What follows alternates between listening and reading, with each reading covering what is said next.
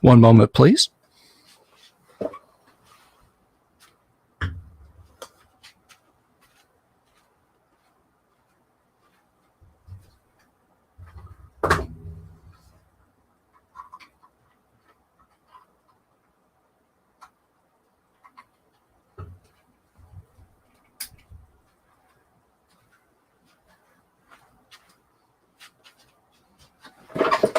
There we are. On target.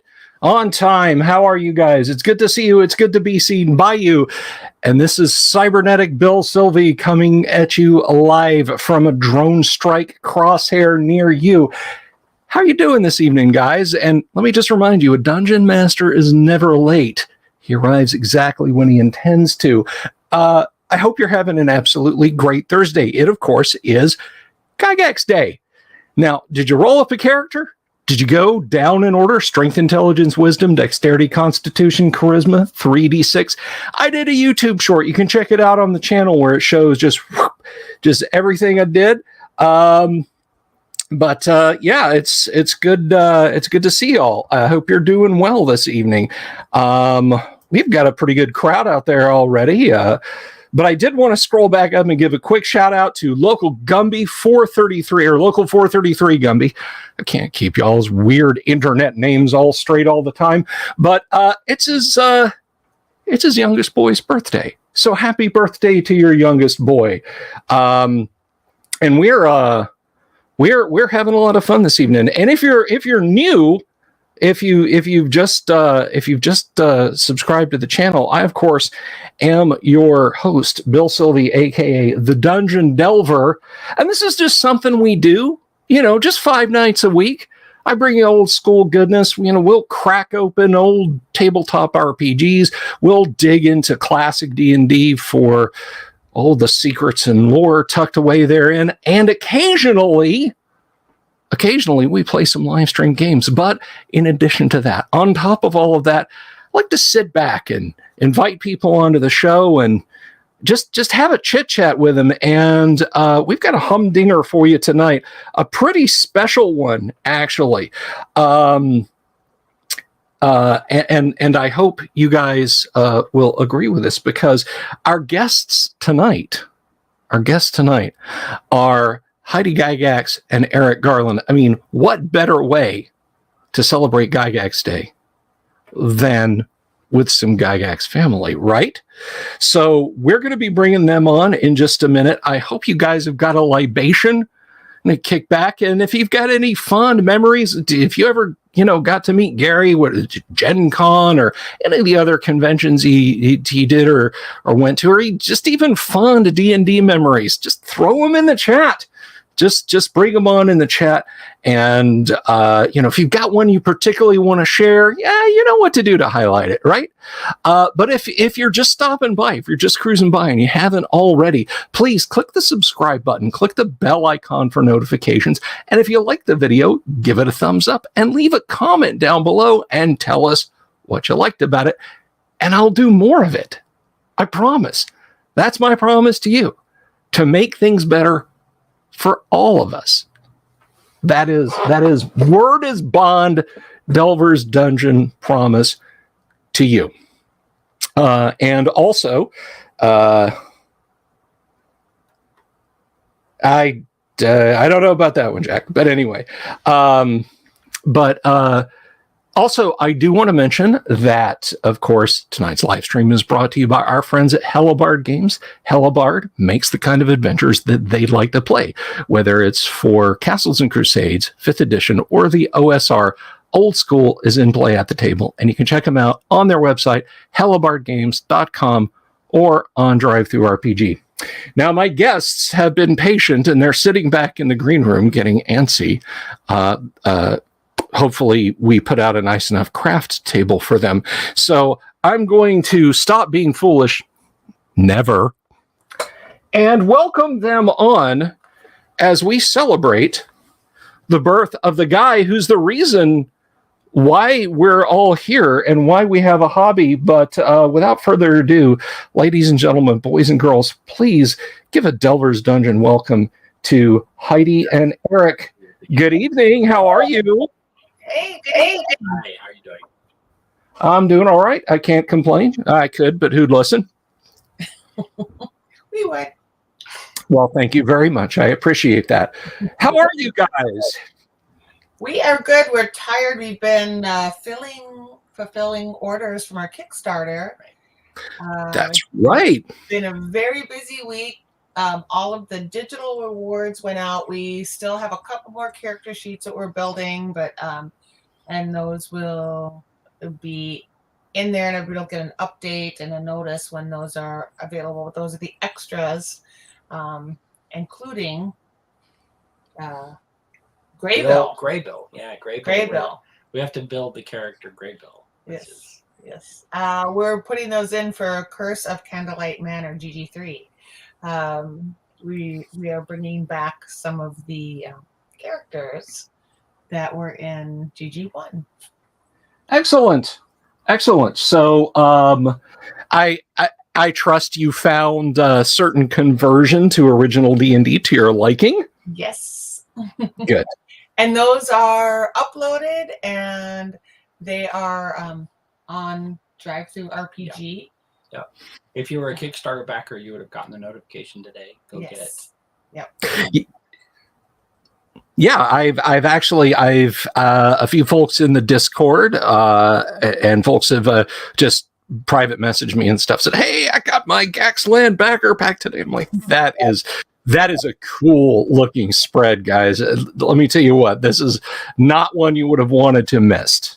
I'll tell you straight up, that is a gorgeous looking package of stuff that you guys sent out there. Thank you. I have a good partner. Excellent. So you guys have been busy with the fulfillments and everything, yeah? Yes. We have. The one of the ladies at the post office today was congratulating us. She said that you guys don't do this all the time, and she was really impressed because nothing was wrong, and we didn't look like I didn't look like a total wreck carrying everything in. So it was 275 boxes in about 4 days. Wow. I as many of the viewers on the show can tell you, when I've offered up like 3D prints, the Tom Wham beholder and I got the devil face from Tomb of Horrors, I get confused when I have more than 10 boxes. So my hat is virtually and literally off to you guys on handling that. You know, I think in the future there's probably going to be a huge industry in Kickstarter fulfillment companies. Look, just tell us what you made and we'll ship it for you for this much money. But you guys did it yourself, so salute. Well, the thing is that made it a little, we had all the different add-ons, so every package could be different. I mean, there were quite a few that were the same, but every package, like, this guy has this plus a mini. This person has this plus a Chet print. This person has this plus a James West print. Right. And there were a few times where I stopped and I would get the razor blade out and I would cut the box back open because I'm like, did I put everything in there? Yeah. I didn't want to screw it up. So fast, we're like, wait a minute, which one was that? Because one of us is like, doing all the labels and copying the stuff and we're printing out, and he's like, wait, I don't know if that was right. Yeah, I did that. I had a huge 3D order. This is just last fall or just after the first year, I don't remember. But I got a box so beautifully packaged up. I was so proud of my packaging job. It was multi-piece 3D minis, and they were griffins. There were griffins in there, so there were wings. And I turn around after I've got everything boxed up and setting on my table over there, and I turn around and look at the table here, and there's all the wings perfectly laid out on the table. Yeah. Get the razor out, cut the box open, start over. You did it in the right order. You caught it before it went out. I sent, for somebody we know, I sent a box to Japan with a tablet in it last year. And it arrived in Japan with no cable or charger. It's like, and then when they said something, I looked over and it had been sitting on the table. I was like, oh, hell. And second package to Japan. Yeah. And each one's like roughly the price of a kidney. It's like, Yeah. Wow. At least you caught it. That's rough. But you guys have, by all accounts, just by what I'm seeing from folks on my show and elsewhere who backed it, you guys have done swimmingly, because everybody seems super duper happy with what they've gotten. So again, my sincerest admiration to you for getting that taken care of. Thank you, Bill. What we'd really like, if somebody's going to give us feedback, we'd love to have feedback. If you have any suggestions, hopefully if it's negative, you don't just slam us publicly, but we are totally open to feedback, because this is all new, right, for what we're doing, and we are in the midst of other projects. So if you anybody has suggestions, or please do let us know. We had some people who left us feedback on Drive Through RPG, which if you liked just it, one person, one person, and left feedback, and just out of stars left us 2 out of 5 stars, but didn't tell us why. I was like, so we didn't know if they didn't like 5th edition, or if they didn't like conversion, or they didn't like Drive Through RPG, or if we boxed it wrong. We had no clue. Right. And so that only cost me about 4 hours of sleep. And so if you want to give me 1 star, tell me why, so I know how to fix that for the future. Right. You can't write. Okay, I get that. But. Yeah, and that's like what I always say on the show. Is that if you put a thumbs down on the video, at least tell me why. Right. So I can, it's like, I hate your hair. Okay, I'll wear it up, or I won't wear it up, or I'll get a haircut or something. I can fix it. Don't just thumbs down. Don't like this video. Thumbs down. So yes, getting feedback is definitely a good thing. Now I know a lot of people probably want to talk about Gary and that sort of thing, but I've kind of picked your brains on this before, but I'm dying to know, just for maybe some of the new folks, or maybe they missed you on previous streams and haven't gone back and watched those streams. And to those people, I say, what the hell's wrong with you? Anyway, but if you haven't caught that, what's next? What is the next project? Can you hint at it? Is it bigger than a bread box? Are you giving backers each a Ferrari? What's happening? Yeah, everyone gets a Ferrari. Yes. At the $20 mark, you'd have to be a fool not to buy in. Let's see. I see Death Angel Shadow. So somebody reached out and said the mini was broken, or maybe we thought the memory was broken, because the metal minis come in pieces, and the very delicate feet, where John Popson did the sculpt for us. Mm-hmm. We're going to talk about it in a second. Yeah. He did it based on Chet Minton's art, but it was they were the very, very ornate little legs on the mini, and of course they're made of pewter, and so this mini came in 8 parts. And so, of course, it'd be easier to paint it that way and put it together. But somebody said, are these broken? Are they supposed to be this way? I was thinking, but this is because today, all minis are plastic. It's not a dumb question. It's, minis are plastic. And so we went with this classic design. So what is our next project? We can tell them what our next project is. So we're a third-party publisher now for Evil Genius Games. Third-party partner, third-party publisher. Anyway, we're going to use their system every day. We're going to use their system, Everyday Heroes, and we're coming to 1948 Lake Geneva, and we're going to do a series of adventures that are horror-based in a modern world. Can we send Luke the link? Luke wants to get in. Luke who? Oh, yeah, send it to him. Can he use the same link and come into the same group? Yes, absolutely. Okay. Absolutely. That's great. Okay. God, I hate being outnumbered by GYGAXs. It's like... It's like, so it's even because I'm here, Eric. So we are working. We have plans. We have 2 more modules set up for the World of the Dundle, and we have 2 more mini modules set up that we're going to do for Curse of Candlelight Manor, and we're going to go to 1948 Lake Geneva, and we're going to go into a modern horror game. And if you read the end of Tomb of the Dundle Chief, there's a little bit of a hint at what it's going to look like. Yeah, the epilogues there, of course. I got to see those a little bit before with doing some of the work on them. But yeah, that's a neat tie-in. I like that a lot. I'm looking forward to those too. We have, and then there's a whole bunch of other projects. She wakes up in the middle of the night. She's like, "This is what we got to work on." I'm like, "Oh my god, this is a great idea!" And I had a dream about something different, and we're not gonna talk about it till we're we have projects probably to keep us busy for another year, and which is great. I'm excited about it. There's nobody else I would rather work with. This is not.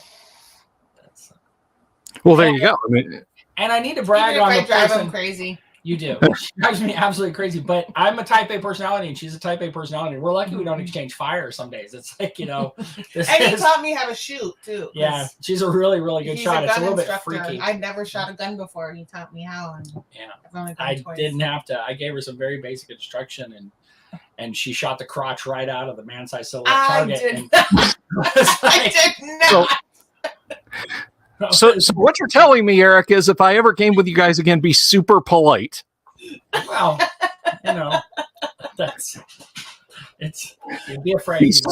And we can't say enough. So our OD&D conversions for Curse of Candlelight Manor, our OD&D conversions were excellent, which of course you did. And our AD&D conversions for Tim and the Dundle Chief also came out really well. Luke said he was going to join, so I don't know. He is lurking in the back room. We see you, Luke. Don't worry. We'll bring you in here momentarily. But that is fantastic news, guys, and I'm glad you like the conversions. I'm always available to do that kind of thing. So just as long as I have at least one functioning hand to type on the keyboard and one good eye. Champion. Oh yeah. Okay, let's do that. What are you doing with the other functioning hand? What? Sorry. It's like shall we? I thought this was. Never friendly. mind. I don't know. Family friendly. I don't know. Something like that. Well, folks, another guest coming on the show. This is his first time on the show, so let's be gentle. He might be a little camera shy. He might startle. I don't know. Ladies and gentlemen, please welcome Luke GYGAX to the show. Luke, how are you? It's good to see you. Hi, little I'm doing brother. well, thank you. Hi, Eric. Hi, Heidi. How are you? This is depending on how long you're here, Luke. This I think will be the longest time we've had conversate because at the cons I've seen you at, you're always so busy. I mean, you carry that on your shoulders, man. This is never a minute to breathe.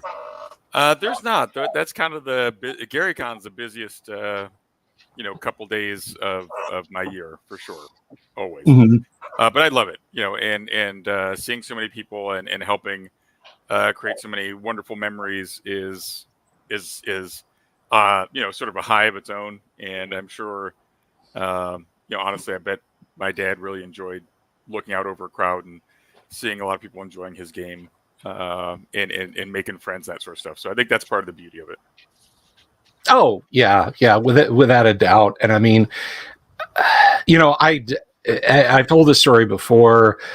The first D&D book I ever got, it wasn't even a rule book. It was just a copy of Keep on the Borderlands, because there's an essential core of the game inside Keep on the Borderlands that if you just use a little bit of brain power, you can kind of intuit how D&D is supposed to be run. And the first time hanging out with friends and playing D&D, it brought me and Tommy from up the street. Even my sister wanted to play, and we sat down and played just using Keep on the Borderlands and a set of those, automatically as soon as you take them out of the package, crumbling blue dice that TSR sold. Yeah. The baby blue basic D&D set dice for sure. Yes, I still have the D10 knocking around from that set here somewhere. It's almost a ball at that this one was point. More resilient. When it was more resilient, because I think I've seen more of the D10s than anything else. Yeah, I guess they turned very round very quickly. They did. Yeah. I have to say, Bill, great choice of attire for your shirt. I'm also Thank you. wearing a Hellfire. Mine's Hellfire Gym, but similar. Oh, you're wearing Hellfire. You guys are matching. We're Yeah. matching. We didn't even coordinate it. Luke is in shape. I'm in shape too. That shape is just spherical, but Luke is in shape, so he's got to have a gym shirt on, of course, you know. But yeah, this and of course I've got the Magnum PI Bird of Paradise here. My lovely wife got this for me Christmas one year, and you know it's a favorite. It's silk, so it breathes. I'm not broiling too much here in the studio, but yeah. So that has to be a big rush for you guys, you know, Stranger Things, because that I remember when it dropped. Like, I'm not a Netflix guy. Like, I have it. I just don't sit down, and I mean, I'm not trying to put too fine a point on it, but like, I will go to the streaming service that has Simon and Simon and Magnum PI on it. You know, I mean, if the streaming service has that, it's gold, and I'll watch that streaming service. So people knew I love D&D, and they're like, "Have you watched Stranger Things? Have you seen?" And I'm like, "What?" Eric. This is back in the first. Let me see if I can do this so I can get everybody. There we go. So Eric's back. Much better. Wait, I'm not pouring a drink. No.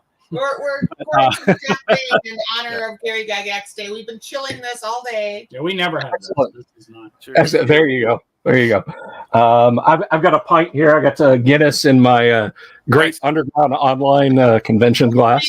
I've got my water and my gym shirt on. And I had a margarita earlier, so that's why I did. So we're good. We're good. I'm not. A margarita was great. And I said it was Gary Gygax Day. I said I'm going to go have a margarita. Yes. When I got back from the doctor's office. But Keep on the Borderlands, very important, and you're not alone in that. When I ran Keep on the Borderlands, I remember how old I was, 8 or 9. I think I ran it for Cindy. Heidi might have played. I don't remember 100%, but I know Cindy was there. I think Heidi was there, and maybe Matt Bronze, one of the neighborhood kids. And I didn't know all the rules. It was a kind of a mishmash. Like, I knew a little bit of AD&D, a little bit of basic D&D, but I just ran that thing, and it was a ton of fun. And I included a wand of wonder in every adventure I did because it was chaotic, and decks of many things. I loved those items. They were my favorites.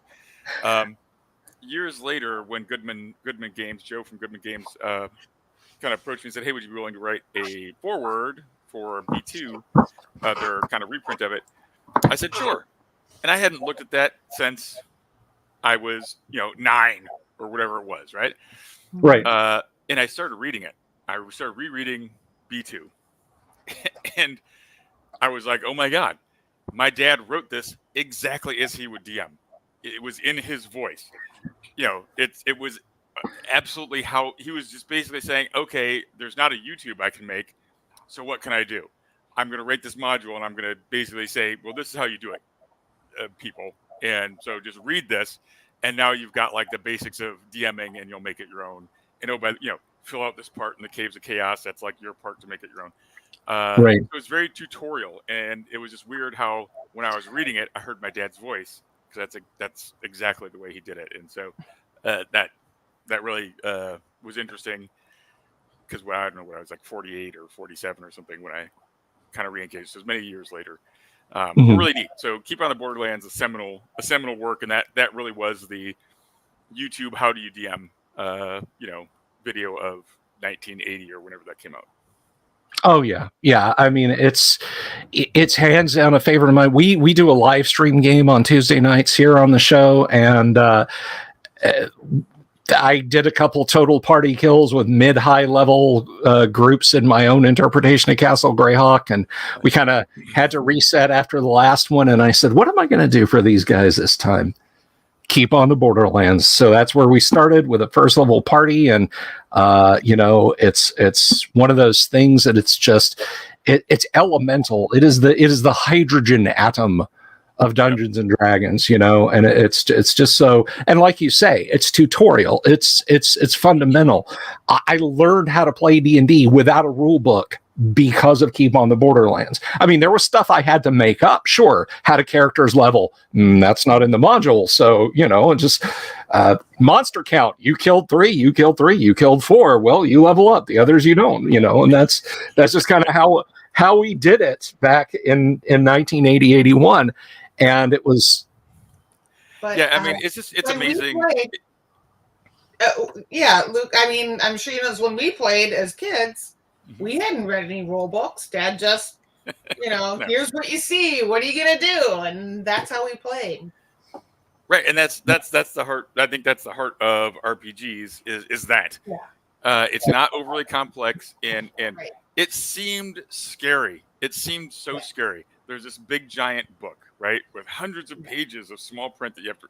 No, you don't have to read any of that. And I think, YouTube and streaming has helped demystify that, right? Because I'll be honest with you, I've never read the entire DMG or that stuff. I've read parts of it. I know it's shocking, but I haven't read every word of it.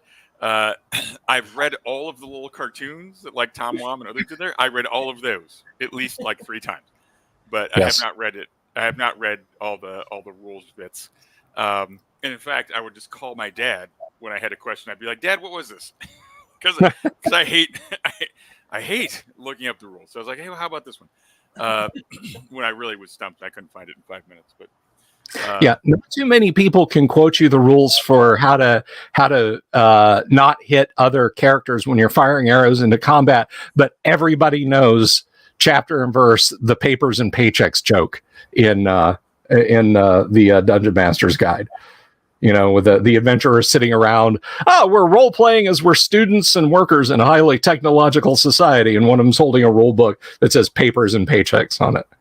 Yeah. Everybody knows that comic strip, but not everybody knows, that you're supposed to take the average size of the monsters attacking the party and then assign each one a percentage and then divide that by the number of player characters fighting the monsters and then get a ratio. Yeah, I mean... Well, there is something about, like, flying monsters. After they take so much damage, like, they can't fly anymore or something like that, or they're, like, slowed or whatever. I never do that. I mean, as long as the dragon had a hit point, it was fine, Yeah. But there is some rule in the DMG that says that. I believe it. I've never dug around and looked for it, but somebody said that. I totally believe it. Yeah. And I think, ultimately, as long as you're having fun, I mean, after Keep on the Borderlands, the D&D that I got was, I got a copy of the Monster Manual. So my first 2 D&D books were the AD&D Monster Manual and Keep on the Borderlands. Talk about opposite ends of the spectrum, right? And I just would see D&D books and I'd have allowance money and I'll get that one. Not really like, well, I need a Monster Manual and a Dungeon Master's Guide and a Player's Handbook. So, I ran D&D with the Tom Moldvay basic sets, the Dungeon Master's Guide, and the Monster Manual. I didn't have a Player's Handbook. I figured I didn't need one. I had everything I needed already. And it worked. We made it work. Yep. That's it. I mean, as long as you're having fun and it's consistent for people, it's all good. Yeah. Now, I will say that I didn't make anybody cry by dropping them in a 100-foot pit in the Tomb of Horrors. But that's true. That has happened. I've heard that's happened. No personal really, experience. you've heard that's happened. Any stories you could relate, Luke? Yes, that was my first character death was in Tomb of Horrors. So, character I'd played for probably 4 or 5 years, 5 years probably, something like that. And 10th level ranger, and for whatever reason, I think it was was it a school night or Friday? I mean, I don't even remember what day it was. But yeah, and Tomb of Horrors, it was just bad news. Ended up in the bottom of a 100-foot pit, and I survived the fall. That. How old I survived were the you? fall. You were maybe 8, 10. 10. 10, 11, maybe at the most. But I've got some visitors with me. Yo, hi, Bushra. Hey. So my wife Bushra and my daughters goodness, are all all back my there little too. nieces. Hello. Hi. Welcome. Yes, your daddy cried. He cried when his character got killed by Grandpa Gary.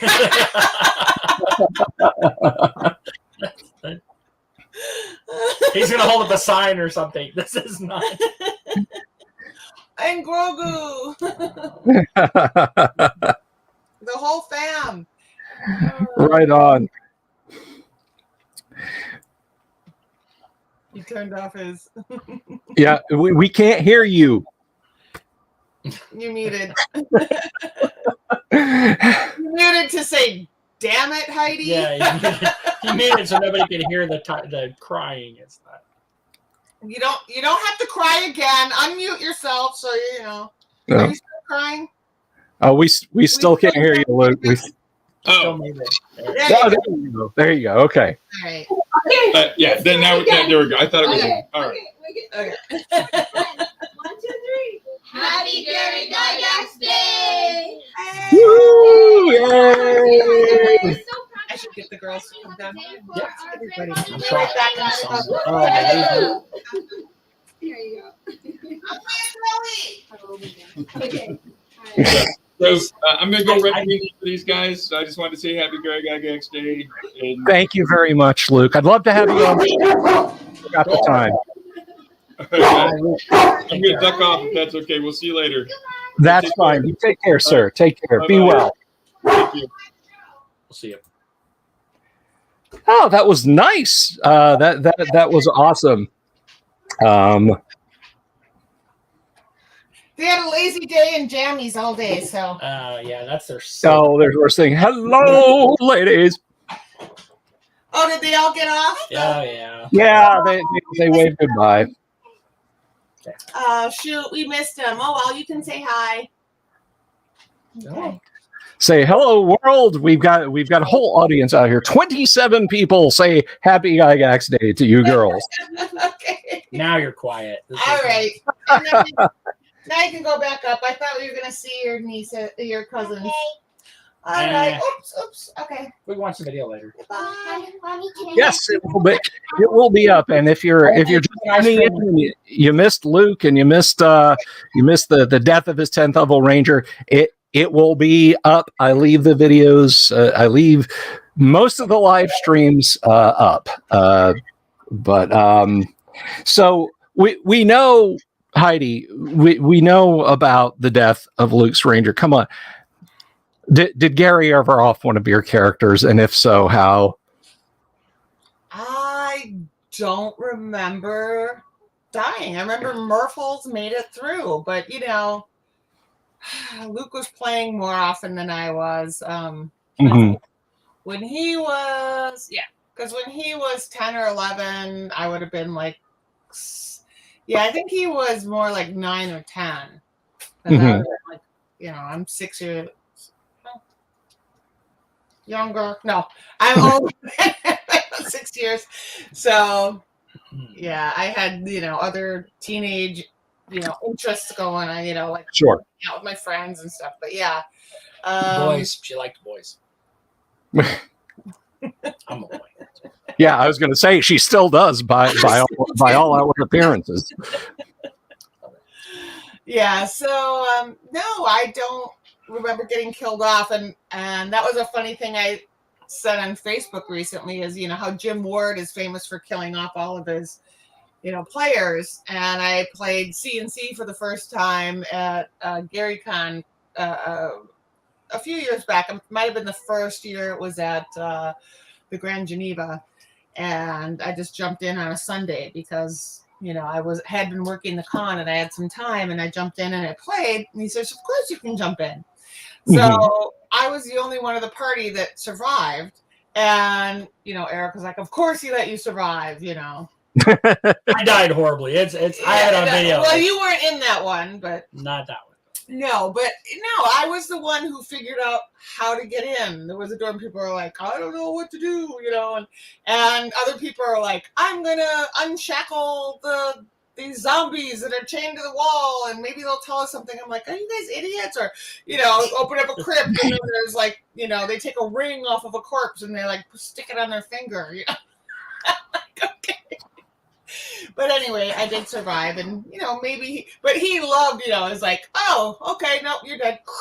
Oh, yeah. And he grabs the character sheet, he tears it up right there. Anyway, Brutal. Yeah, so no, I have not been killed. Well, then, I mean, your characters then are part of Greyhawk lore, would they be? Yeah, I should probably bring back Merfolds. There you go. Audience, do we want to see that? Yes, we do. We want to see that character sheet. So bring it on. You gotta publish that. I know, guy, you can do pretty good conversions if you need it changed over to a different rule system, but you know.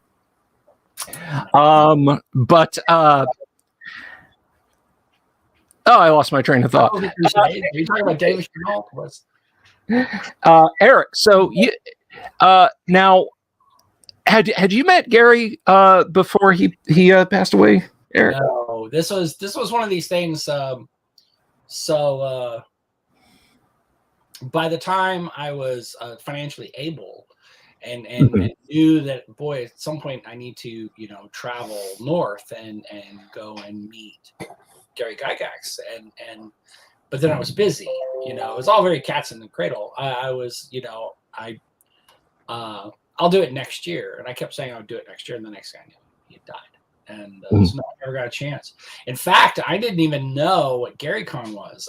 It was a fluke. I was looking for something on eBay, and they were auctioning off charity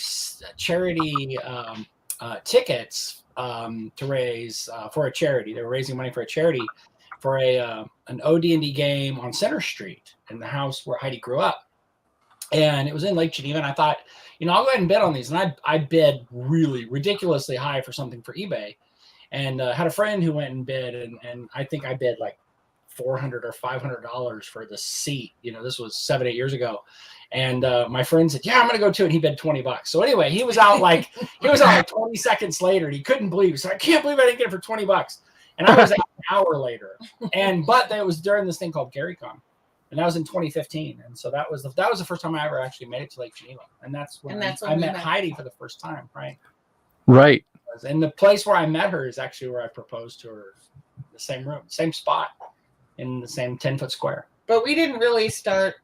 We were friends, talking and getting to know each other till like 2017. Yeah, 2017. We talked about dogs and kids and how much better dogs were than kids and stuff. We had that conversation. We did not. Oh my goodness. No,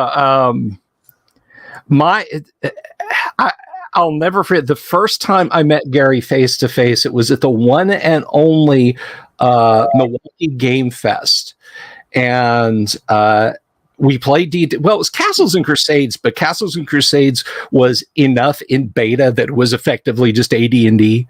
Yes. I think the only thing they had changed at that point was flipping the armor class. And I had talked to Gary on the phone. I did my interview, which for those of you in the audience who haven't seen or heard that, rather, if you check it out on the YouTube channel, I've got the audio of that. You can go and listen to that. That's from back in 2002. And I won't blame you if you just move the slider up every time I start talking and Gary stops. That's what I do. I don't blame you. I do too. But no. I had met Gary for the first time, and I was wearing this ridiculous purple Wizards hat, and my audience has seen it before. And I think Gary was kind of fond of it, but he's getting. Because the order is you get everybody's action and then you roll initiative, and we're going around the table, and he gets to me, we didn't, we weren't like best buddies instantly, and there's 12 other people at the table or whatever, and he gets to me and says, "You in the hat, what do you do?" And I'm playing a magic user, and I can either drop a fireball or just keep bringing up the rear, and I was like, I endeavor to persevere. Gary looks down at his dice tray, picks up a die, I think it was a D6, and rolls it, and glances down and looks at me and says, "You succeed." we keep on going. And later in the same adventure, we got ambushed by some Duragar, and they shot the obvious magic user full of crossbow bolts every time I try and cast a spell. And so my nickname going forward from Gary was Hat Rack. I had all these pegs in me. And I guess like an hour later, we got ambushed by some salamanders, and that was all she wrote. And I remember I was telling Gary, it's just talking to Gary and Rob Kentz, and I said, while I had the one spell, I could have dropped a fireball, but I would have killed us all anyway. And Gary kind of glances at his map and goes, no, the room was big enough. You'd have survived. Ah, wonderful. Once again, information that it would have been nice to have known yesterday. So, yes, there was that. And then I saw him at the Lake Geneva gaming conventions that Trollord Games did. Got to have dinner with him a few times there, and that was a lot of fun. My wife drove him up the wall because Gary liked to do the funny voices. And Colleen has very acute hearing. And he'd like try and like have kind of a muffled voice like a goblin talking. She'd say, he said, don't go that way. And he could tell that it very humorously chapped Gary that she was able to pick up on his verbal hints so easily. So we had a lot of fun playing Legendary Adventure that day. And of course, I got to work on the Yigsburg stuff with him, but that's for another less happy time discussing what happened there. But it was it was a lot of it was a lot of fun, and I feel privileged to have gotten to meet your dad and work with him. So I've emptied my glass, but I will at least raise it in salute once again to Gary. So there's to Eugene, man. There's a little more left. And so I'm sorry. If I were there, I would refill it for you. Absolutely. Well, of course you would. Yeah, I would have had 12 brought out for me at this point. So the running joke there, for those of you who may, at GaryCon, we go and who was it sitting to my immediate left? I don't remember. I could tell you. Jeremy Wilson. Jeremy is sitting to my left. Heidi offers the spotted cow, and I love some New Glarus spotted cow. We can't get it here in Florida unless I want to buy like a keg. I have a little difficulty explaining that to the wife, but so she opens one up, hands it to me, and then asks Jeremy, "Oh, do you want a spotted cow?" And he said, "No, I'm going to go to the package store and get something else." And I jokingly said, "I'll drink whatever he doesn't." Heidi didn't take that as a joke. She took it as a dare. And every time Heidi, you were what I would call, and I mean this is a compliment, the perfect Southern waitress, because you go to a barbecue joint here in the South and you get your sweet iced tea down to about that much, and it'll get whisked away and refilled before you can ever finish it. And that's how it was with the spotted cows. And I drank a lot of spotted cow that day because every time I'd look down at what I thought was an empty bottle, it would be full. So Heidi kept me hydrated playing D&D with her and Eric, and it was a lot of fun. By the way, Heidi, did you know Eric hit his head? Did I know Eric what? Did you know Eric hit his head? He did. He what? I did not hit him over the head and drag him out into the snow. That's the story. That's a story. But pushed me right in front of the bus. Yeah. This thing. Yeah. And did you get your rib x-rayed today? No, but he still has a broken rib that's floating around. But anyway, that terrifies me. That rib worries me, Eric. It really does. Please. It's not going to poke you. You're good. Sure, that's what he said before. So I get over there again. This is at GaryCon. I get over there and Eric's like, "Oh, did I tell you I hit my head?" And he turns around and it's like the Amityville horror scene on the back of his scalp there. And that morning. Yeah. and we're like, oh yeah, no. She's like, oh yeah, no, it's not a big thing. And then he posts a Facebook update like 3 days after the con. He's like, yeah, I didn't just split my head, I broke a rib off inside my body. And like, good Lord, man. I have spares. It's good. Yeah, you've got what, 7 others, something like that. I don't keep count. Yeah, you don't. I told him he could just use it to make a new wife, like Adam, But I'm not touching that one. Again, it's not. Right. But falling on the ice and injuring yourself aside, Eric, and we're going to stop embarrassing you about that and start embarrassing you about something completely different. Regardless of whether you or anybody out there really met Gary, what D&D story? You've got one. Let's hear it. We've been telling them. You tell one. D&D stories? I've never actually played it. You just read the books. Don't play the game. Good Lord. At least I read the books. It turns out Luke doesn't do that. Hey. Nice. Well, I do now because I have to. My favorite, I guess. I was in a game. And there were pre-gen characters, and somebody had handed me these characters, and there were notes all over the characters, which I thought had been written by the DM. It turned out he was at the end of each game gathering the character sheets back up, and somebody had written on this character sheet, it was this dwarf, I don't know, dwarf fighter, and somebody had written on there, he's a real dick.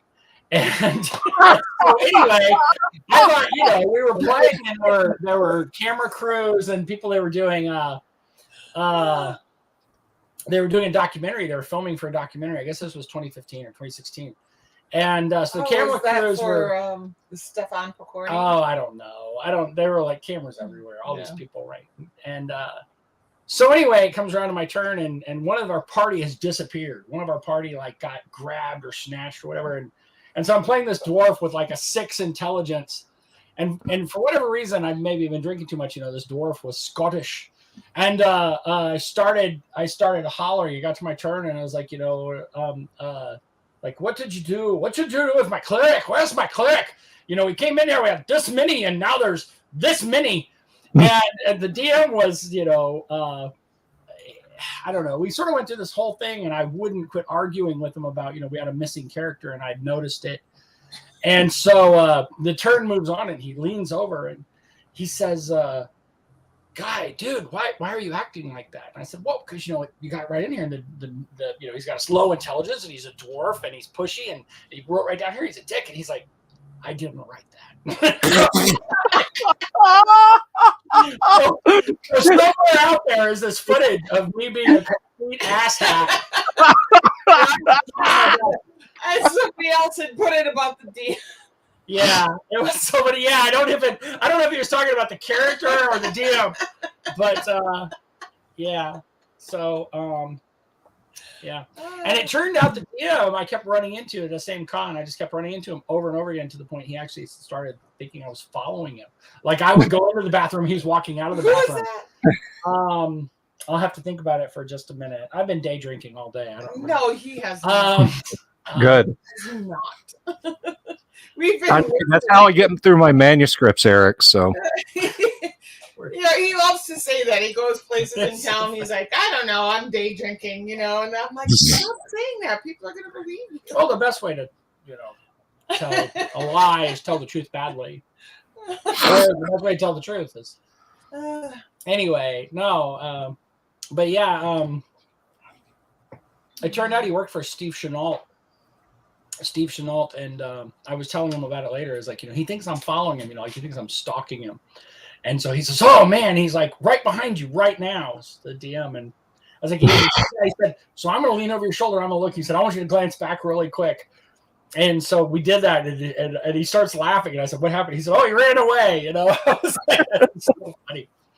Chenault boys have a good sense of humor. So yeah. My favorite D&D story is the one where I was an absolute ass. It was written on your character sheet to do it. I I was doing my best. I was trying. And you were playing up to what was on your character sheet. I don't think you did anything wrong, but I mean, I've been wrong before. But what is so? Obviously, it wasn't during that con. What is your favorite character's death, Eric? oh my God, we talked about this the other day. You were talking about Luke, crying because his 10th level ranger died. Mhm. And I don't think I ever had a character make it past 7th level playing AD&D. I'm pretty positive I never had a character made it past 7th level. In like modern stuff, modern iterations, Pathfinder, you make it to level 19 because that's the game. It's superheroes. Yeah. But I think it was early on. It was my first or second character, and I was playing a first level magic user in a game with a bunch of 5th and 6th level and 7th level players. And we ran into a dragon, and everybody else was smart enough to turn and run away. And my first level wizard ran up and stabbed it in the head with a dagger. That was pretty amazing because it was, immediately died. It was, the dragon's turn, and my character was immolated. And I was like, oh, that was a terrible strategy, but at least I hit it. It remembers me. But that was 7th grade. That was right. Yeah. When things like that are allowed, you're rolling up Boland's nephew of Roland as that character is literally falling to their death. Okay, let me just erase and start rolling again. Yeah, I invented the trust of leaving things to the next person. I just had character after character die. It was not, and not well. I'm pretty sure that there's a bunch of people out there that I haven't seen in 40 years who think you remember that loser. Wow, he was terrible. Well, the chat demands a healing song. Can you sing a healing song? the chat demands a healing song. Somebody asked for it. Okay, look. Wait. Look. Wait. Oh, I heard. I heard. Can you fix it with a healing song? Can you sing it well for me, sweetie? Oh, don't touch. It hurts really bad. You gotta sing it better. Come on. Can you make me feel better, please? Come on, please. Life is gray, life is red, life is blue, and life is green. All forever, time is time. You can be yourself forever. Aww. I don't know if you could hear it. It was very quiet, but it was very cute. It was quiet. I'll bump the audio up on it on the once we get it uploaded. So I'll make sure everyone can hear it. It was wonderful. Thank you. Yeah. And let's see. I don't want to miss anything. If anybody's got any questions or awesome stories themselves on this GYGAX, did you guys roll up characters today? Did you do 3d6 down the line? We rolled characters for our character sheets that we're including for Curse of Candlelight Manor GD3, and rolled them in order as God intended. Or Gary. It was or Gary. Potato. 3d6 down the line. Yeah. I did. I did a YouTube short. It's on the channel. I started off hot. I rolled a 17 strength, and then like I'm 8 or 9 wisdom, not great, and then like a 8 or 9 intelligence, and then like a 7 wisdom. We got 4 on one of the stats for one. It's like, well, but they had some other great things. It's like, 15, 12, 16, 4, So I don't remember what the 4 was on, but, Yeah. dexterity or something. Now, Death Angel says, I'm a heathen. We do 46 drop lowest. Now I don't do re-rolls on ones. I'll go with 46 drop lowest arranged to taste for long-term campaign games. Yeah. And to be honest, we rolled them in order, but we did 4d6 and dropped the lowest. Right. So There you go. yeah, so we did. But it was for 5th edition, so you immediately add like 6 to every attribute. No, it was not adding 6. Oh my goodness. You know, when we see how incredibly strong they are, I'm like, we've got to amp up the monsters and the traps and the puzzles. Nothing seems hard enough. You know, We've killed a few players. we have, but you know, gotta kill more. Yeah, they do have a rather extensive tunnel work under their house where they put the players they've killed. Oops. I'll edit that out. Don't worry about that. We didn't talk about that. Yeah, you weren't. I'll edit it out. Don't worry about it. Nobody watches this show. Come on. That's right. Totally. That's not totally correct. Zoe.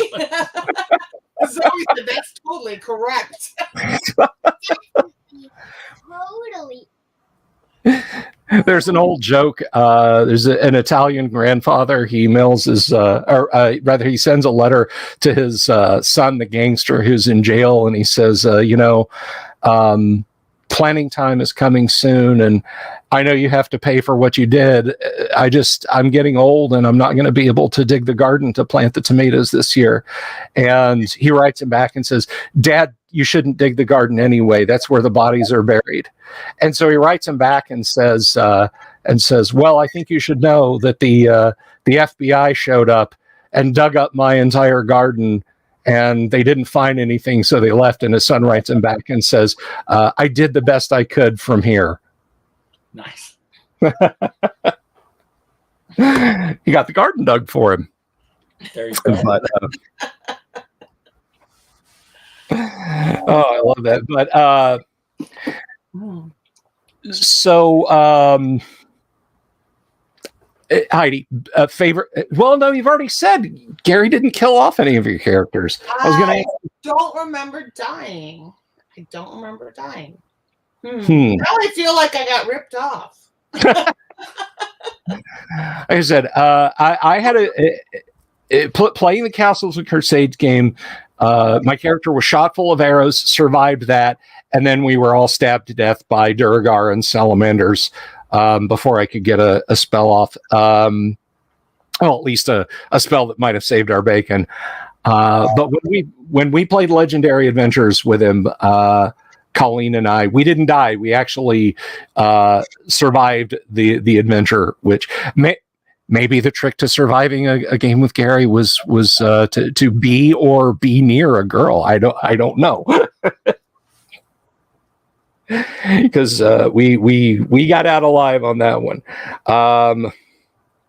Death Angel says, if you never die in D&D, you're doing something wrong. Maybe. Then I'm doing it right. Yes. But I just in general at the table, I've almost always been the DM. You know, when I came home with that copy keep on the Borderlands and the Dragon Dice, nobody else was gonna. I was the one that wanted to play D&D, and I was the one that had a book and dice. So I was the dungeon master, and that's how it went. And anytime I wanted to play D&D, the people that I played with had never played before. So I ran D&D, and when I wanted to start playing D&D again in the late 90s, I was the guy that wanted to start playing D&D. So I'm the one who ran D&D. So I rarely get to play, which is why, gaming with you guys was such a treat, not having to do heavy lifting. Sorry. Thor, the neighbors came home. Worst dog ever. We have the worst dog ever. Thor, knock it off. He's got to keep us safe from the small children next door. Right. Here, it's ferocious. No, we have fun playing with you. We should play again. Yes. Well, I hope we get a chance to again someday. And that was an absolute blast, and I certainly enjoyed it. And to my audience, if you guys get the chance, they run a pretty okay game. they run a pretty okay game. So, if you ever get the chance, give it a shot. Thor is sorry. Somebody asked. Yep, Road March. What kind of dog? He's half meth lab. Half Great Pyrenees. And half Great Pyrenees. Yes. He's Black Lab and Great Pyrenees. And he was a 100% rescue crazy pup, dog. and I got him as a little guy. He's like, oh, he's just a tiny puppy. He's only 19 pounds, which is actually He was pretty like large for a little almost like puppy. this. And he had, He was like this big. huge paws, and now he's was like that about big. 110 pounds. So. Yeah, that was Zeus's game for a long time. I think that I may have told you guys this. I'm not sure how my audience has heard this, but the first weekend we owned Zeus, we were out of the house for a few hours, and then we came home. And as soon as we came up to the front door, he was going nuts. He was barking, and we opened the door, and he was barking at us. He wasn't being aggressive; it was a friendly bark. But he was stepping out the front door and practically hurting us in. And 5 minutes after we got in, I was back here in my office, and I hear my wife yelling, and I keep hearing the word bear, and I'm thinking, oh no, Zeus is, while we were gone, destroyed one of the kids' teddy bears. And I start towards the far end of the house, and she says, there's a freaking bear in our yard. Oh my gosh!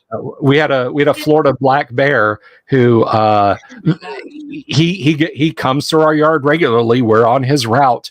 So in the fall, when he gets ready to go hibernate, I got to start putting the trash can in the garage every night because he'll help himself. He's fond of the dregs from Coca-Cola bottles. I always find the Coke bottles dug out and off to the side. So I think he must like the sweet taste. But yeah, no, Zeus was going bonkers, apparently because we had a bear in the yard that we didn't see. So Bob Jester says, before I forget again, thank you, Eric and Heidi, for this latest second successful Kickstarter. I love everything in the white box you sent me, and I have room for my other 2 Gaxland adventures. Well, that's wonderful. Cool. Good. Thank you. Thor, do you want to get on camera? Come here, Thor. People want to know what you look like. Yes, Sabrina. Come here. His mom was a great. Come here. Come here. His mom, but he looks more like a black lab, but he has. I can't pick him up anymore. Oh my God. He's just a lap dog. And he has a royal paw that's black and white. I'm his paw, and I'm royal. There we are. Oh, look at him! He could be Zeus's cousin. Zeus has that same shape, face, and head. Yeah. Yeah. He has a big head. He has a really big head, and he has his royal paw, which used to go further up his leg when he was a pup, but now it's just down here. Oh. He is hard to convince. He's hard to convince. He's closer to 120 than 110 now. Yeah. And we have he's 2, and we have a 15-year-old Lhasa Apso who is which you had the funny story about the bear. Yes.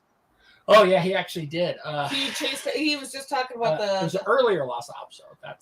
That was Shane. The earlier incarnation. Yeah, my family's had Lhasas for years. But Duncan is 25 pounds. He's 15 years old, and he bosses Thor around. It's so funny. He snaps at him, and he'll take Thor's bat or he'll take Thor's treat, and Thor will go all the way around the room to avoid him. It's so funny. It's like, well, when I was up there, he was my gaming buddy. He laid right on my feet for a good stretch, and it was very nice. And we have another guest who's just entered the green room. Let's bid hello to Alex. Hey, Alex! Alex, GYGAX. Hey, Alex! I know where he is, right? How's it going? King of the games. Indeed. Very cool. Hello, good to see you. Now, I don't know if you remember, Alex. You and I have met in passing a couple of times. I think we shared a couple of drinks back in the day. No. Yeah. That doesn't sound like me. No. Well, happy GYGAX Day to you, my friend. Thank you. And thanks for swinging by. It's good to see you. What's happening at Lake Geneva Games? Oh, right now, Mark Clover is in the other room running a 1E game for some folks. Excellent. And, I am having to reorganize some paintbrushes out of a container that a customer knocked over earlier. Joy. Yeah, so now I get to reorganize them and put them in the correctly priced bins here. So I figured I'd jump in and join the fun while I did something at the same time. Well, thank you for joining us. So the price of admission, it's not a super chat, but the price of admission is favorite death at the hands of your dad. Okay, well, I don't think I actually ever died at the hands of my dad. Maybe you just had it in for Luke. It was just Luke and Ernie, maybe. yeah. So I do have a kind of a good story here, though. So Okay. he didn't. I actually. So I was playing D&D with my dad. I don't even think it was D&D at this point. I think he had just finished Dangerous Journeys. I had to be maybe 4 or 5. I was very young, too young to sit at the D&D table. But I was in my bedroom, and next to my bedroom, the next room over was my dad's office upstairs at the 316 Madison Street house. And I got bored in my room, so I went to his office, and he had this round table that would spin and had different drawers in it. So I'd spin the table, open a drawer, grab some stuff out of it, spin the table, open a drawer, grab some dice or some minis, whatever I thought looked cool. And he's trying to write right there. And, I'm getting into everything. So he goes, okay, stop. He goes, here's a sheet of paper. Write down some stats, a character name, stuff like that. And he started telling a story. Okay. And that was basically my first experience role playing with him. He was telling the story just off the top of his head, and I would react and roll some dice, and I could do things or not do things based on how I rolled, typical role playing games.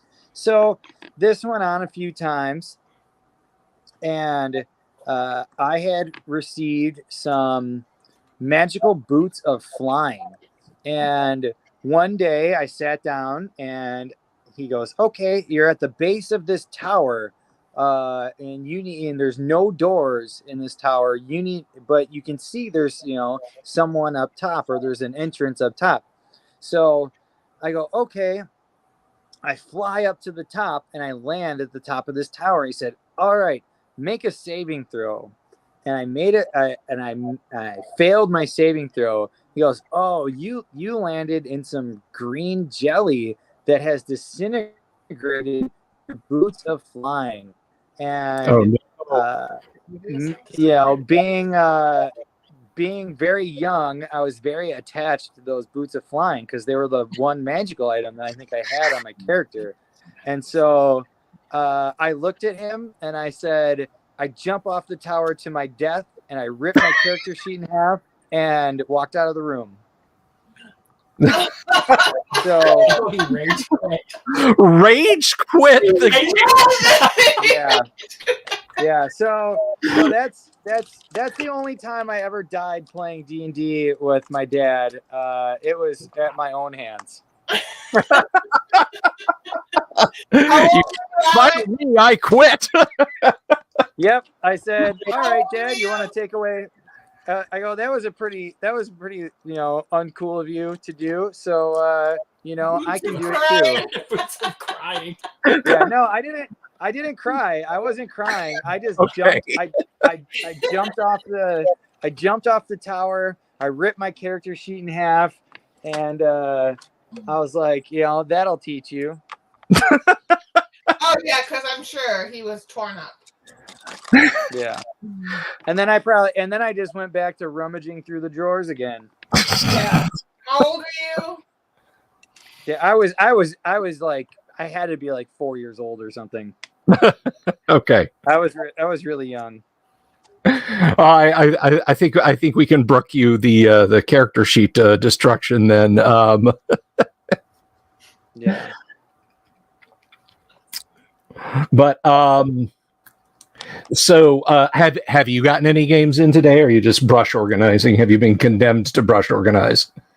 I have not gamed today, so let's see. I got up this morning, had a cup of coffee, listed some misprint and some signed Magic cards for sale, as I'm going to Gen Con next week and could use a couple extra bucks. Right so on.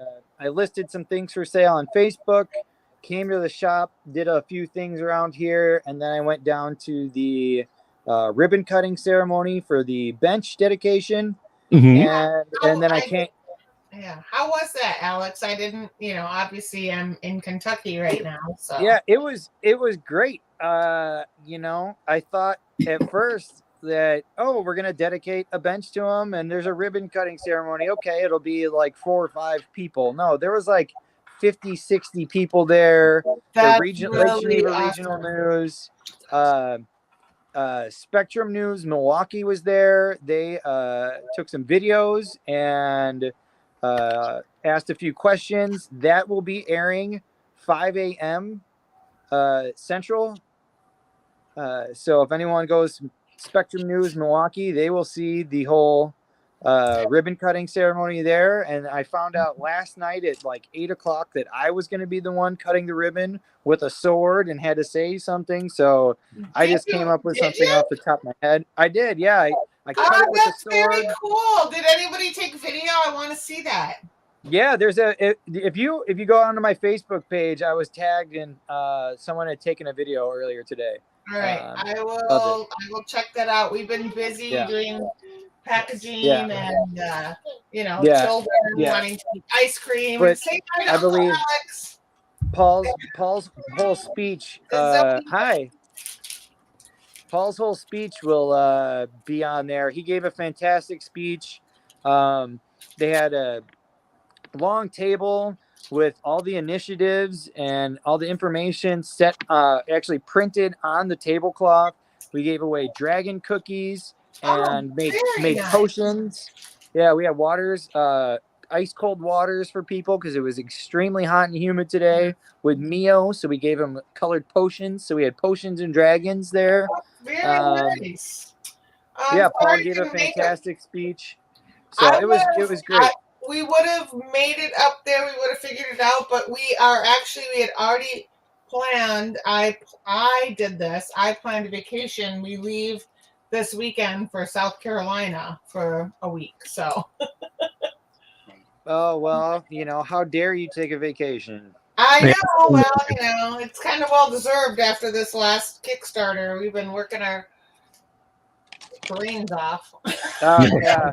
I was gonna say we're brains. My brains. By the way, Bill, I saw that comment about Kentucky. It was just. I'm sorry, my headphones are going out. Could you repeat that, please, Eric? Because I don't. Turn it up for in you. Stereo. I have to tease. There is an outside chance, and I've mentioned this to Eric before because Eric is Eric Garland. I have relatives from Paducah, Kentucky, with the last name Garland. So there is an outside chance that Eric and I could actually be distantly related. There's better than an outside chance because I have lots of relatives from Paducah, Kentucky. But my relatives, so if you go down and you're driving down the street in Paducah and you see like Garland Bank and Trust and Garland BMW. I'm not related to those Garlands. I'm related to the Garlands who clean Garland Bank and Trust and sweep the lots at Garland BMW. Yeah, that's about the Venn diagram overlap for me too. So don't. We are probably cousins. Probably. Well, then you better not date. Yeah, we can't date. Yeah. Oh, damn We're it! not having children. That's not. I was going to invite you to the cotillion, Eric. Now I can't. It'll just look I don't weird. care how cool that poster, the Nick Fury poster, is behind you. Oh, you're I right. like Jack Kirby, but I have standards. Yeah. Well, so you're heading to Gen Con. You'll be at Gary Con this coming year, though, right, Alex? Oh yeah, that's just right in my hometown.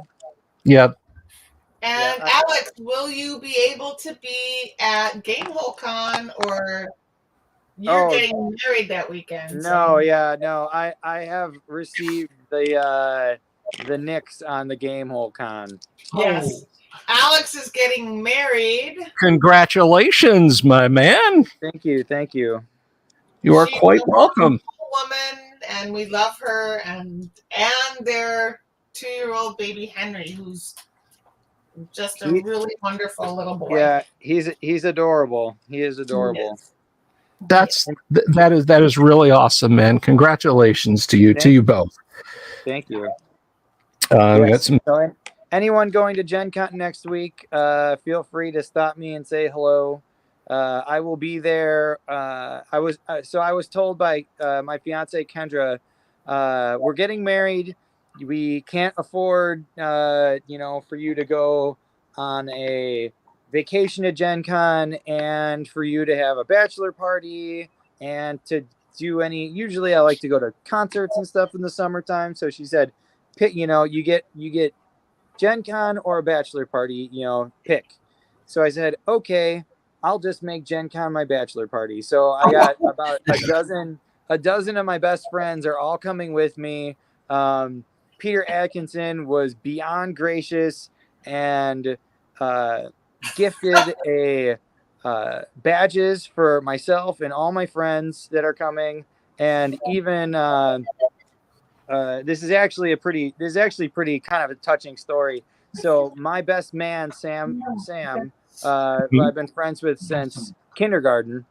He went to the last Gen Con that my dad attended in, I think, 2006, 2005. It was the last one he attended. We had a presidential 3-room suite at the Hyatt there, and he said, "Hey, we're going to Gen Con for your bachelor party. Awesome." He goes, "What are the chances that we'll get a presidential suite like that again?" He goes, "That was possibly," he said that was the most fun I've ever had in my life. How cool would it be if we got a room like that again? And I was like, that's kind of touching. I'm going to relay that to Peter, and Peter gave us the presidential suite at the Omni. So I'm gonna pack 13 dudes into a presidential suite, and we're gonna go have a great time. That should smell good. No. Yes. Luckily for me, it's 2 floors. There's an upstairs and a downstairs. You're gonna have a great time. I'm gonna be upstairs in my own bedroom, and then everyone else can fend for themselves. I still remember the stories about when you and Mike went with Dad, and after Dad went to bed, you took his that's when Sam went. That was Sam. It was myself, Sam, Matt, my friend Matt, and Mikey. So, yes. And you guys were doing like the scooters, and you were cruising, Yeah, he had a mobility scooter because he had a bad leg. So, after he get done at the convention, we plugged the mobility scooter in for about an hour, let it charge up again, and then we take it out, fill the front rack full of beers, and then we'd like cruise around Indy and be drinking beers and doing wheelies. And I mean, we beat the piss out of this mobility scooter, but we had the most fun ever on it.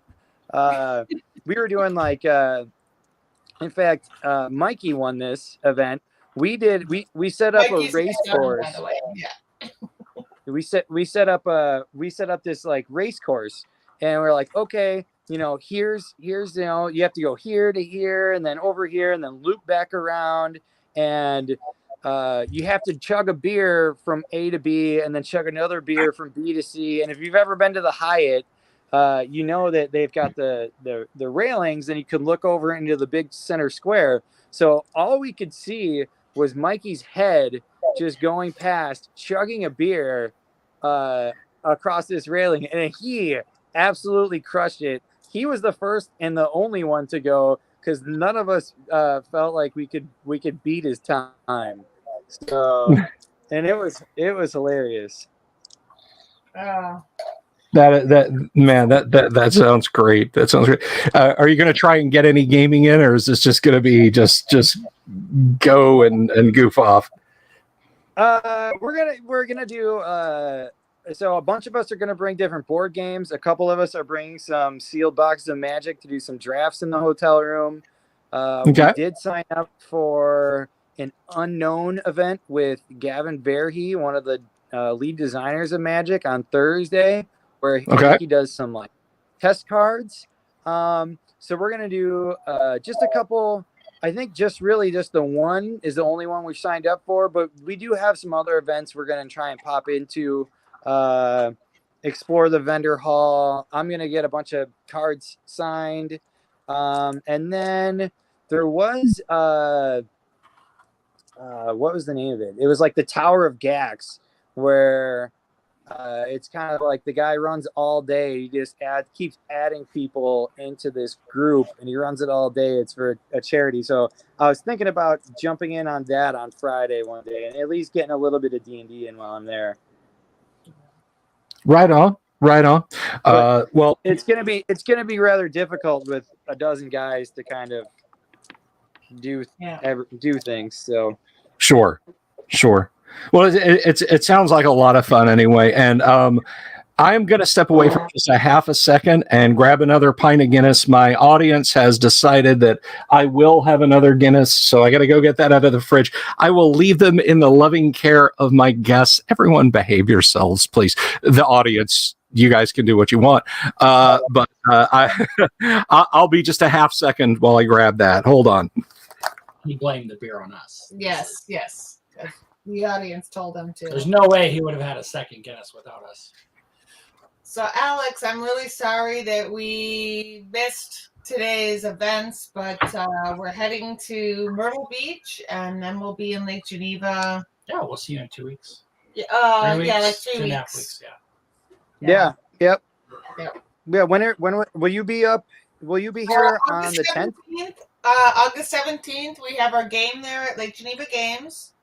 So we get in there. We're coming in late. The girls actually start school on August 10th, so we're pulling them out of school already to come up there. I know we have some appointments and stuff, so we're coming up, and we're gonna run a game at like 5 p.m. on Thursday. Hey, Bill's back. And we have seats. I think we still have seats available. Yeah, we have. I think we have 3 seats available. What are we playing? We are playing Curse of Candlelight Manor. So it is the haunted house game. It's we're going to be running the 5e version, but it is not all halflings. We could run up to 8 people. It was inspired by Bill's character that he submitted. One of the characters is Bill, Grey Bill. Yeah. So one of the characters is Grey Bill, and if anybody's read GG1, you'll recognize the other characters. So right. There's 8 characters, 2 halflings, 6 that are dwarf, and some other human characters. Anyway, it's a prequel. It's a prequel, yeah. Because we basically killed the entire party. We were having so much fun writing the story. And we killed everybody but 2 characters. Not my character. My character is too awesome to die. Right. No. Well, I don't want to spoil anything, but there's several who did not die. But yes, this is a prequel. Yeah, this isn't a Jim Ward game, right? No. Nah. Everyone's dead. I kind of want to make it. I come up with these things, and Eric's like, "Oh, you're wicked, you're evil." And then we play it. Well, it was like second level. We're doing this second level adventure at the end, and she's like, "What if it's a lich?" And I was like, "Okay, yeah, we can write that in there, whatever you want." And then Bill's like, "Holy shit, you put a lich in there!" It's like, yeah, she wasn't mad at me. I'm good. And then, spoiler alert, but GG3, like, what if we started out with assassin vines? Right. So ring the doorbell. I don't get. Alex, I don't know if you had a bottle of water, Coke, anything there, but salute, my friend. Happy GYGAX Day to you. GYGAX Day. Yep. And No. Very refreshing. And I'll see you, Alex. Friday the 18th. If you guys aren't, booked solid, maybe I can get together and I can see little Henry. I'll probably just be here, but yeah, you Okay. just let me know. We'll make something work. All right. Okay. Cool. So, and I'm gonna share this real quick because Alex was mentioning now those of us scattered hither and yon across the surface of the earth. If you don't know that news website, I'm putting it up on the screen there. Spectrum News 1 Milwaukee. So go and check that out. And Alex, Very cool. I don't know. Are you on mobile or are you got a laptop there? I have you guys on my phone, which is plugged in and close to death. Even though it's I got it plugged in, it's probably not getting juiced enough to keep up with this. So I might drop out at any time. Okay, I do only have a half an hour left until I'm out of the shop here, but I have a computer right in front of me as well. Okay. What is your did you say the video was going to be up on your Facebook page, a YouTube page? So let's see. Someone did tag me in. They recorded me giving my short 2-second speech before I did the ribbon cutting. That is on my Facebook page. If you just look at me up, Alex GYGAX, I'll pop up. It's me, picture of me and Henry enjoying beverages with our shades on. Yeah, pretty cool dad moment. So that's up on my Facebook.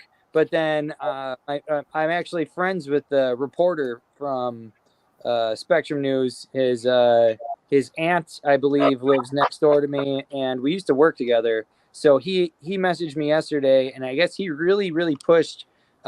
He basically bugged his boss until they let him come down to do this, to cover the story. So thank you, Jake Derrick, for doing that. Yes. But yeah, that will be up at 5 a.m. He said. Okay, great. So you guys copy that link down. Follow the link. It's over there in the chat. Put it down in the bleep bloop on your computer, so you can you can watch all that cool stuff that went down at the GYGAX bench dedication over in Lake Geneva, lovely downtown Lake Geneva. Yeah, we had a great turnout. There was a lot more people there than I thought. It was a lot more organized than I thought. Paul Stormberg's been doing a fantastic job. You can just tell his heart's in the right place. Excellent, man. That's that. Yeah. The last time Paul was on the show, gosh, I think he was here for 3 hours. We had him on stream, and he talked a lot about the memorial projects and so on that he's been working on. And I'm so glad that this is starting to come to fruition. And it's something.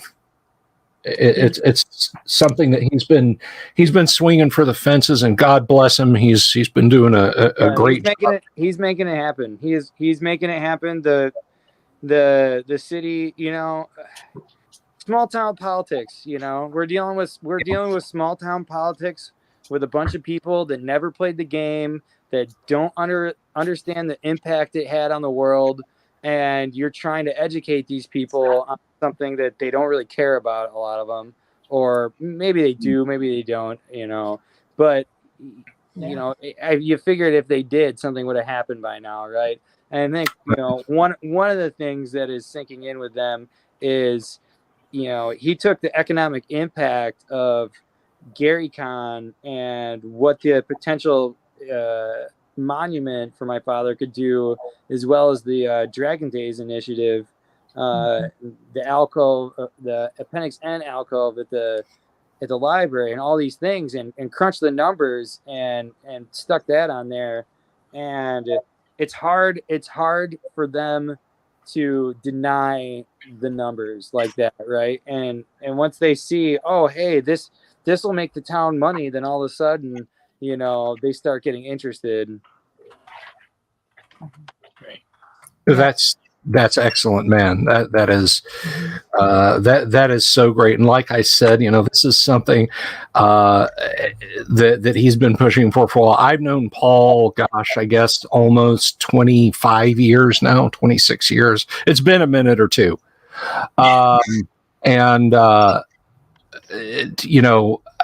He's been tireless about this. In fact, I feel like a schmuck. I should have messaged him and seen if he could see if he wanted to come on.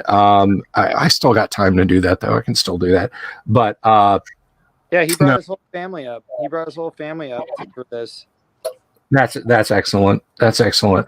When I first saw him at GaryCon this past year, because I got to go, thanks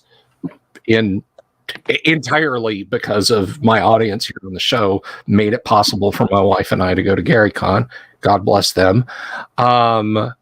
Literally my first run-in with Paul was him speed walking to his car on, I think it was Thursday morning, speed walking to his car in the parking lot of the Grand Geneva. And I had to keep up with him, and I'm not built for speed walking.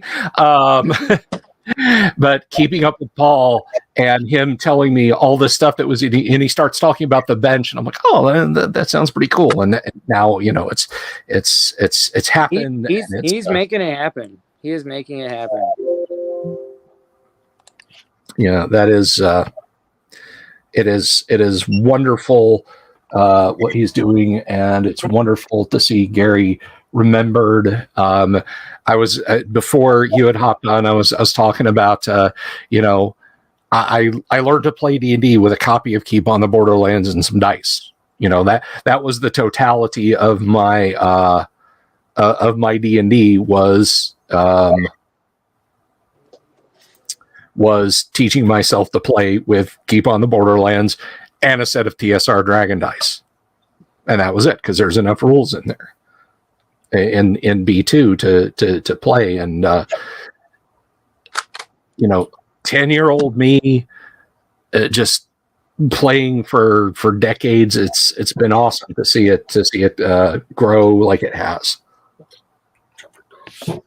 I gotta ask something before I forget, though, Eric, of you. Because I gotta go tell the kids to get in the shower. Okay. It's bedtime. And turn the water on, because they're kids. You got to. But no, the Gaxland shirt. Oh yeah, that's merch. We can get those. Yeah, gaxland.com.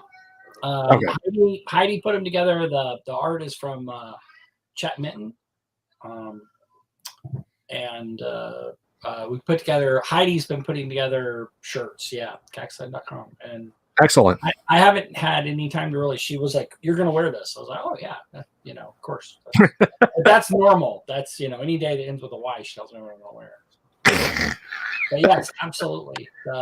And actually the let's see, wait, it's this side. So I'm looking, the wizard is the cover of GG2 that Chet Minton did for us.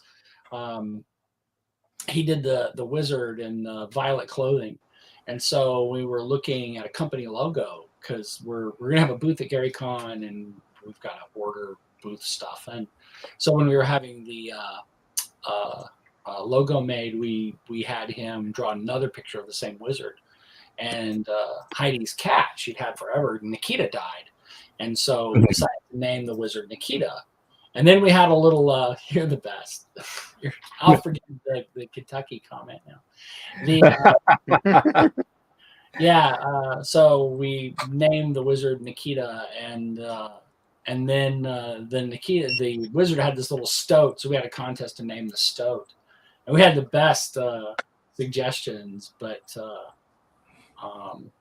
so anyway, the stoat.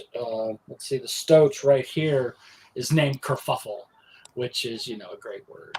So right, it is. You got to love it. I love hats. I may have to do a hat. I don't wear them that often, but when I do, I want a good hat. So I may have to do a GYGAX hat. But that's all. Yeah. That's all cool. Oh, this definitely needs some. I'm still working on the website. It's in process. Yeah, we do the website when we're not doing something else. Oh shoot! I lowered the price on that. For Debbie. I'm also a sucker for module cover tees. I just think those look really cool because it gets people looking at you, So those are awesome. It's good. I've got more to add. It was just I decided to go ahead and put it live before I finish. So I will be working on that more tomorrow. Well, that is great. Any personalized merch in the future? We're working. What do you mean? What Autographed T-shirts or hats? Autographed T-shirt. Nobody wants my autograph, but she might. Yeah, maybe. I want your autograph, Eric. You just want me to sign maybe that check. Gary Con. Maybe at Gary Con. All right. Well, if I make it this year, which I mean, who knows? Next year, you know what I mean.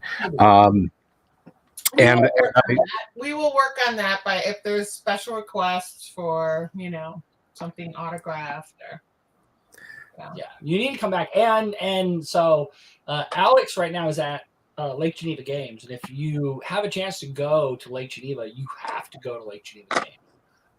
It is an excellent, and it has a really cool game room. It does. There's a secret room behind a secret door. It is, and we found one of our employees there. Yeah. Excellent. Yeah. What did you name him? He was previously named Gary, but he got a new home and a new name. Gordon. Yeah, Gordon the Goblin. Yeah. Gordon the Goblin. I had intended to check out a few different places when we were in Lake Geneva, so we were there when we got in Wednesday evening and we're just like, we just want to sit and eat. And then Thursday, of course, came and got our badges. And then the damnedest thing happened. Now, as a Floridian, when I got up Friday morning, I assumed that was sand or perhaps sea foam that had been spread across the land. But the person in the hotel told me that was snoo? I wasn't sure, but she said it was water that had become solid somehow and was piled up. So again, as a Floridian, I don't cotton with such things. So I went out to kick it out of the way and nearly broke my leg. So I said, driving in this is probably a non-starter. So we Ubered around for the rest of our stay up there to spare the good people of Lake Geneva, 2 Floridians attempting to drive through 1.5 feet of snow. You're welcome. You think you had fun on the sidewalk? You never know whether it's going to be. You want to come say hi? You never know if it's going to be 20 degrees or 70. Yeah. Just come and say hi. Poke your head in, Wendy. Say hello to everybody. Oh, it's Wendy. Hi, Wendy. Hi. Come on, get in here. Get in here. Yeah.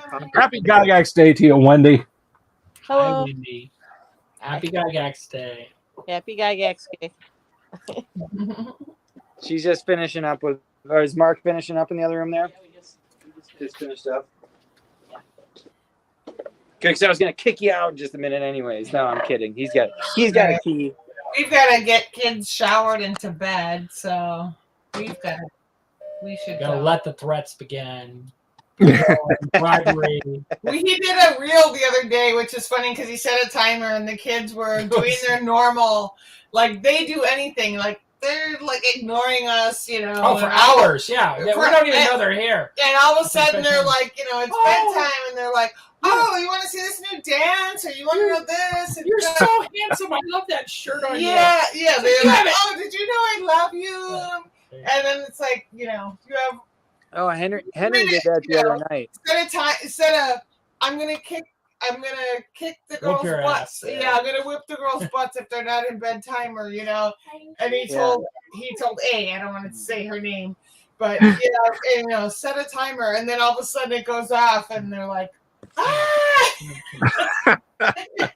It was so funny. He set the reel because there's Amelie still in the kitchen, like, Because I always spill my water. Yeah. She doesn't spill any water before 9 o'clock at night. Yeah, they were totally. She was totally freaked out because, like, I'm gonna kick the girls' butts if they're not in bed. And she's like, "What? Have I ever whipped your butt?" Right. Good answer. You don't have to because you're so sweet and you always listen, right? You would like some frozen? Yes. Is your sister in the shower? Did you take a shower yet? Go take a shower and then eat some frozen fruit. Bye. Take care. Alex is Again in an hour. Alex is like, look, I just want to count the register down and go home. Okay. Yeah. What are you saving for the store? No, my sister and Eric are on. Yeah. We're on. Yeah. Do you want to? Yeah. We got Brad Champney here. Just finished. Mark's game's finished. Yeah. So everyone's saying bye. Yes. Yeah. We need Have a to good Salute night, on GYGAX Day, Brad. Yeah. Take it easy, man. Take care. Happy Yeah, Brad's dad used to play D&D with mine back in the day. I remember him. Wow. Yeah. Wow. Excellent. I remember him very well. He used to come to our house all the time. He used to wear a cap all the time, as I recall. Yeah, his brother lived just about a block away from me on Madison Street. There, we used to hang out as kids. Yep. No, I remember his dad very well. He used to come over and play at the house at 330 Center Street all the time. Oh, that's very cool. Very cool. Yeah. Yeah. But yeah, we were talking about the kids avoiding bedtime. So Henry does the same thing. He even though he's 2, he's already smart enough to try and outwit bedtime. What I said, okay, Henry, it's time for bed, and what did he say? He goes, book, juice, and then he said 3 words, which are like his 3 things to try to get out of bedtime. Book, they're hungry. They love you. They want to. They're hungry, thirsty. They want a story. Yeah, he goes, book juice snack. Yeah. And we're like, no, buddy, we already did all those things. It's time for bed now. So, anyway, yes, GYGAX Entrance. I'm going to be updating the website, and there's going to be more styles, more, module covers, different things. Excellent. I'm looking forward to it. That's love merch. I like a good t-shirt. I don't think I wear anything that isn't like a D&D t-shirt or Gary Con or something like that on the show now. I've acquired enough that I can wear an appropriate shirt every evening, and that Gaxland shirt's looking smart on you, Eric. Maybe it's just Eric being. I don't know. It's just Eric. Anything would look good on Eric. It could be Heidi's radiant beauty is projecting on Yes, it's my radiant beauty. Thank you, brother. Absolutely. Checks in the Area effect charisma. Area effect charisma bonus. All within a 10-foot radius. Yeah. We've been super lucky, the artists that we've had work on our projects. In fact, Mike Wilson. Used to do. This is by Shit Mitten. Yeah, this is Shit Mitten. Do you know that story? It was the funniest thing. I don't. Oh my gosh, yeah, Chet. So he had a fan who was like in France or someplace, and they'd been corresponding for some long period of time, and finally he had a chance to talk to him, and he says, "Oh, you are shit mitten." You know? I'm so glad to meet you, shit mitten. And so ever since then, he's, we call him Mr. Mitten. Yeah,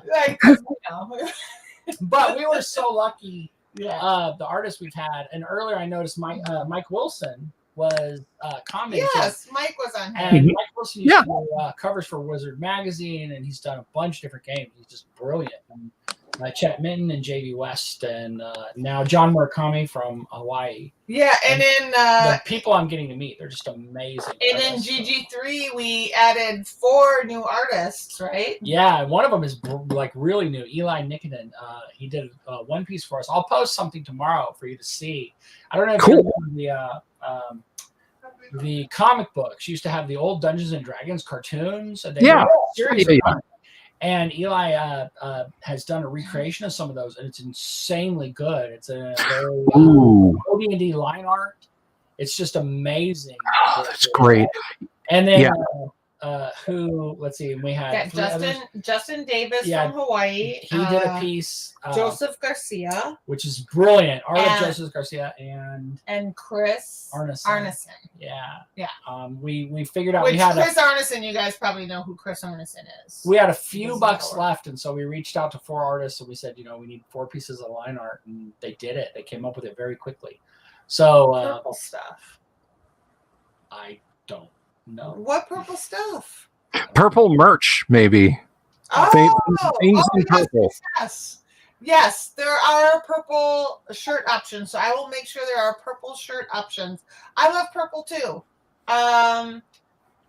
This is we named this Violet Ermine-Trude. Well, we named her Nikita because the day we got the art, my kitty cat that I had for many years named Nikita, and that we named her Nikita, the Lilac Wizard, and then through our contest on Facebook, we ended up naming her Nikita Violet Ermine-Trude, the Violet Wizard, and then she has her little stoat, who's named Kerfuffle the stoat. Right on. Anyway, that's something else we're gonna have to write. That's very geeky. I'm sorry. Okay. It is indeed. It's very geeky. Okay. Nerdy stuff on my live stream. Well, I don't know if we can continue this line of discussion now. Deadly serious I am with all of my pursuits. Hard hitting factual things here. You didn't shower last night. Okay, then don't wash your hair. Oh, all these questions. I need to wash my hair tonight. Yes. So there you go. See, I make things happen for you viewers, and that's what I do. I go to the source and I fix things. But speaking of sources, don't forget, if you're watching this, by the way, Shit Mitten, I have a screen grab of him promising to do free cover art for you guys. I still have the screen grab. Chet. I can accidentally delete that file for certain amounts of money. I'm just gonna. I have a screenshot of it too, and he is going to. We're gonna do an orange spine material, and he said he would do the cover for free. Oh, boom! Excellent. That is wonderful. Hey, Alex. Hey.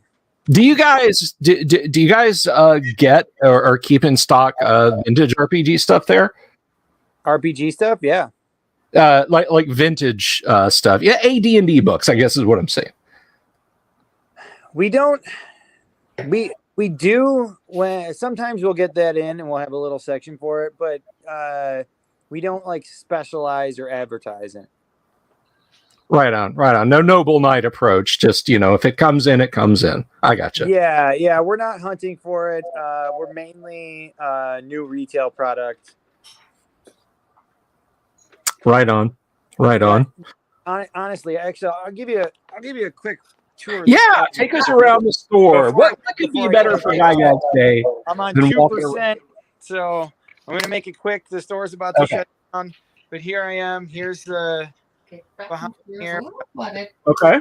Magic stuff. I split my camera. I don't think I split my.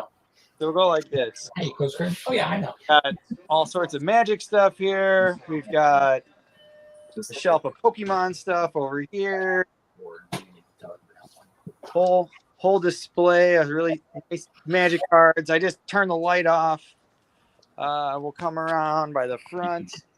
We've got Warhammer products here, paint supplies, D&D miniatures. Then we've got RPGs, dice, RPG supplemental products, some more dice. We just got a big shipment in. Bunch of board games. Come around. Show them the secret door. Yeah, show the secret door. Is that? Oh, nice. Pre-squeaked and everything. Nice. This is where Mark just was. He was playing D&D. Gary the Goblin or Yeah, whatever. Gordon the Goblin used to be right there in the corner. And then behind me there, Mark's got this is where he keeps all his minis and stuff. I'm all spun. Oh, I think that he ran out of battery. Well, I can't think of anything more fun other than the fun we've had so far than hanging around in a game store on Gary Gygax Day, and I think that's awesome. Before I forget about this I don't know. I don't have any of my my smaller webcams hooked up right now, which shame on me. And I had intended to have this done, this painted, to show to you guys. I don't know if either one of you have ever seen this, and I'm not sure. I'll have to actually walk up to the camera to see if I can get this to zoom in. I have a Gary Gygax miniature. I actually have. It's not painted. It's just primed. Is it painted? It's been on my to-do list for a long time. And I was like, I'm going to get this painted up for this week. No, I had so much stuff going on, but let me see if I can get this up here for you guys, and not tear my headphones off. Hold on. Which one is it? Is that the one with the TNG? Yep. Yep. It's beautiful. You should paint that. I don't know. Shame on you. Could you guys see that at all, or is that just like a white dot in my big meat hook? Nice. And Eric said, yes, you should paint that. Yeah. Yes. It will get bumped up in priority, but yes, one of the things that I'm waiting on, I actually have some water slide transfer paint, and I can paint detail okay. I can do eyes decent enough that it looks okay at 3 feet on a tabletop and that sort of thing. But I want to do a water slide transfer of the front of the Dungeon Master's Guide and put it on there for the book that he's holding in his hand. So I got to print one of those up, and that's kind of a long drawn out process. But I will get it painted. And hopefully have that. There it is. Hopefully have that to show off, so it actually looks decent and isn't just primed white. But I have a tiny Gygax right there for my game shelf. And if I'm ever running a stream game or playing at home and I set that on the table, terrible things might happen to the characters. Who knows? I look forward to seeing it. I'm sure it'll be amazing. When I dedicate myself to it, I can actually produce some okay. Oh, I can't paint minis. I can't do eyes. I try, and I shake like an angry crack addict at Starbucks, and right. So painting minis just doesn't work for me. And when I do eyes, they all end up looking like Marty Feldman. You can't tell what they're looking at, and so I can appreciate you. You are good at it. Well, the key that I found is, I tell people who are picking up a brush for the first time, 3 important things. Simple green is very cheap because you can strip a mini and start again. It only has to look good at arm's length. And do not go to Cool Mini or Not, because you will take all of your paints and all of your brushes and all of your minis and throw them in the trash and claim that you're never going to paint again if you go to Cool Mini or Not, because the people who paint on Cool Mini or Not do it professionally, and they get paid thousands of dollars to paint individual minis. And when you see what ranks as a 9 or a 10 grade on Cool Mini or Not, you'll just think, well, I might as well stop, because I'm never going to be that good. And that's a terrible standard to try and set for yourself. You know, it's like, well, I think I'm going to buy myself a nice digital camera and shoot some photography. And then, you know, you go out and grab a coffee table book of Ansel Adams art to compare yourself to. It's not fair to you to try and do that. So I just paint to the best of my abilities, and I'll pick up bits and pieces when I can. And mag eyes are an incredible help for these old peepers. I have no, of course they're not where I can reach them, but they're basically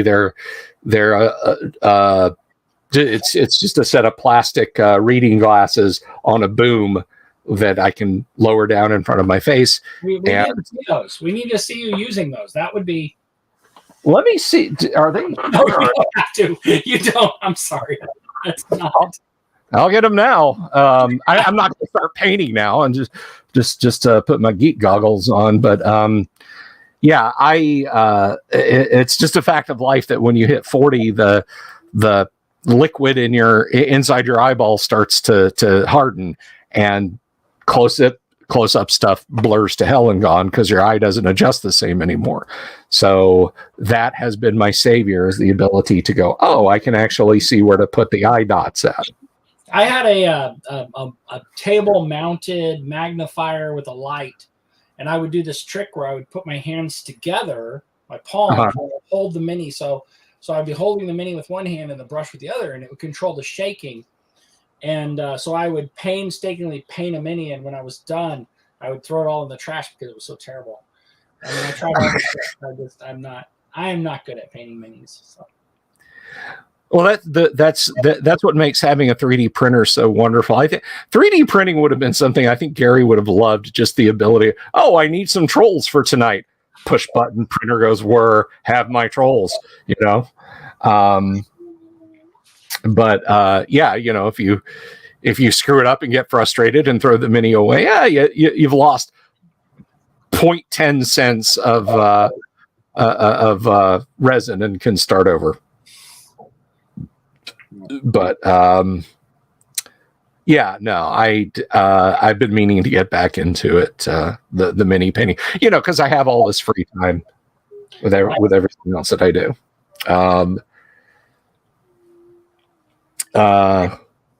Ross says a miniature holder can help you with your hands, Eric. Let's see. Just kind of going through here. Yes, I do keep teasing you guys with painting streams, maybe someday. Beholders give me gas. That means you're not cooking them well. I saw somebody Castle. What was scrolling back? Castle Wizard Tower Games. That was it. Hi, Heidi and Eric. Hope today's been awesome for you. It has been an excellent day. Yeah. Oh, hello, Wizard Tower Games. I am surrounded by the three most wonderful people. That's So she can have my strawberry. Okay. And that's what matters. That's absolutely what counts. We didn't play today. Tomorrow we're going to play Fantasy for us. Yeah, because we Old watched TSR game. we watched Men in Black. The original Men in Black. It was horrible, wasn't it? It was awful. Did you hate it? It was awful. She hated it. Oh yeah, right. So you don't want to watch the second one tomorrow at all, do you? No. A little bit. Yeah, yeah, we finished all the Harry Potter, the superhero, Indiana Jones. They've never seen Indiana Jones. I love them seeing these movies, and We're still watching. yeah, we still have some more Indiana Jones. We're gonna watch the Kingdom of the Crystal Skull. I think we're finally gonna say, "Ooh, that one's not good." Now, girls, just remember, there are 3 Indiana Jones movies. If your parents tell you that there's a 4th and a 5th one, they're fibbing. There are 3 Indiana Jones movies. I was thinking we'd just skip it and then go straight to the theater. But We're And then, of course, there's the episode of Young Indiana Jones that Harrison Ford was on. Yeah, that's right. There's Young Indiana Jones, which was a pretty good series. But as far as movies, there's only 3. Your mom and dad might be joshing you if they say that there's more than 3 movies, because there's not. There are only 3 Star Trek movies. Yeah.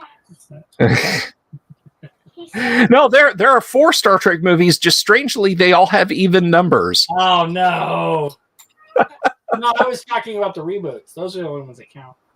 Was it Chris Pine, right? What? What? I need to kick and ban somebody from the chat. Hang on a second, guys. Are you doing that again? Yeah, he loves to do that. He loves to do that. Indiana Jones and the rectal thermometers.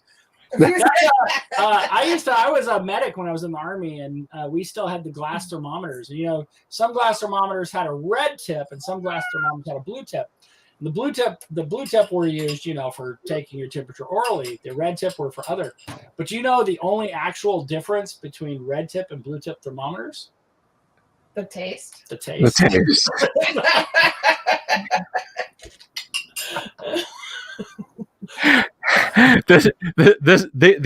the GYGAX days GYGAX day events I had planned for you guys. Okay. But no. He said about the gonna go in you. Oh yeah. No, don't. You get down? Well, Vera can do this, so can I. Rectal hell like to kill them. Right. She's like, they're doing the thing like when you had to get your test, and there was. That's not I'm funny. like, Okay. So I hate to pester you with this, Heidi, but somebody had asked me, like, I was talking about the B box. Just to some folks, I was talking about the B box on the Discord, and they said, "What the hell are you talking about?" Is it there was a B that went out in a copy of Dungeon? oh yeah. So you got it. I hate to buy, because you told it last time, but it's the day, so you got to tell us for whoever, I can't remember, but I'm sure there's some people on the street. I'm trying to remember which game it was in. It was either Battle for 5 Armies, or it could have been EPT, not early pregnancy test. That would be important. Would you want MAR Barker to tell you whether? No, but I remember as kids we were putting stuff together, and we were in. MAR Barker was and I met him. He's a nice guy, but yeah, no. So really old dude, with a younger wife and a really nice house in Minnesota. Anyway, Minnesota. Don't you know? So, yeah, there was, I don't know, we were putting stuff together in the basement, and who knows, it was summer, and somebody found a bee, that was there. And we were just, chuckling, because we would put all the games together and stack them up, and then they would be sent over and be shrink wrapped, because it was much cheaper for the kids to put them together, assemble the games, and then have them shrink wrapped. So we were doing that, and I remember one of us put a bee inside, so I wonder if anybody ever found the dead bee. It was not alive at the time. It was already expired, but it was a large bumblebee. I remember that. Well, reach out to Paul Stormberg. I'm sure he's probably seen it on eBay for a couple $1,000s, Yes, that's right. That bee is worth some big bucks. Yeah, it really is. It really is. But I did, by the way, the chat, I did, as you guys had asked, I had my second pint of Guinness that went down in my lovely, great underground online gaming convention class. Dang it! I should have asked Luke and Alex if they would come to the con next year. Oh well, I'll pester them later. But you guys will be there, right? You guys will come to the Great Underground Online Gaming We will Convention. be there next year. Yes, we we will. will. We will make Excellent. sure. We've got this thing where we keep traveling, and we say we're not going to travel because Duncan is 15, and we don't want to board him, and we don't want to leave our pets because and we're not going to travel. So of course we're going to Myrtle Beach this weekend. Right. And then Heidi was like, "Oh, we got to take a trip," and so I think we're going to St. Thomas next spring. We are going to St. Thomas in April. Right on. Well, that's the beauty of this. You can do it from the comfort of your own living room because it's just a little online thing. Unless I hit 10,000 subscribers, which I don't think is ever going to happen with my channel. I promised the audience, I said, look, if we ever hit 10,000 subs on this channel, I will have a real in-person, face-to-face, some kind of convention. I'll put it together, but that ain't happening. So I'm safe there. I'm safe making that bet. How many do you have? 4,725. And I got the 3,000 plus over the 1,500 that I had at the start of the year because Wizards of the Coast decided to accidentally Dungeons and Dragons. And I literally, like 3 and 4 times a day, news would come out about terrible and terribly stupid things that Wizards of the Coast was doing. And I would as I would get the news, I would share it with people, and it got bumped up to the front page of YouTube. Like my little channel got pushed up to the front page of YouTube every now and again because I was releasing the videos, and people are driven by outrage bait. And I went to bed on January 17th and woke up on January, with 1,500 subscribers, and woke up on January 18th with nearly 3,000 subscribers. And it just kind of kept going like that. But now that they finally learned to stop shooting themselves in the foot, it's cooled down to a few subscribers a week as it were before. So they might have a few shots left. Don't assume. Yeah, Wizards of the Coast is like, don't laugh, I'm reloading. Weekend yet. I actually have another story. That's my relatives, my Kentucky relatives. I have an uncle who decided he was he was a singing cowboy. Okay. But he was a singing cowboy. Yeah, my uncle. We're not going to name him, but we'll call him Ray. And Ray would dress up in these cowboy outfits, and he was a long haul trucker and played guitar. And we have pictures of him with Elvis and Sammy Davis Jr. and Oh, that's cool. He was a trucker celebrity, but he decided he wanted to do cowboy action shooting, and so he had a little .22 cowboy action revolver.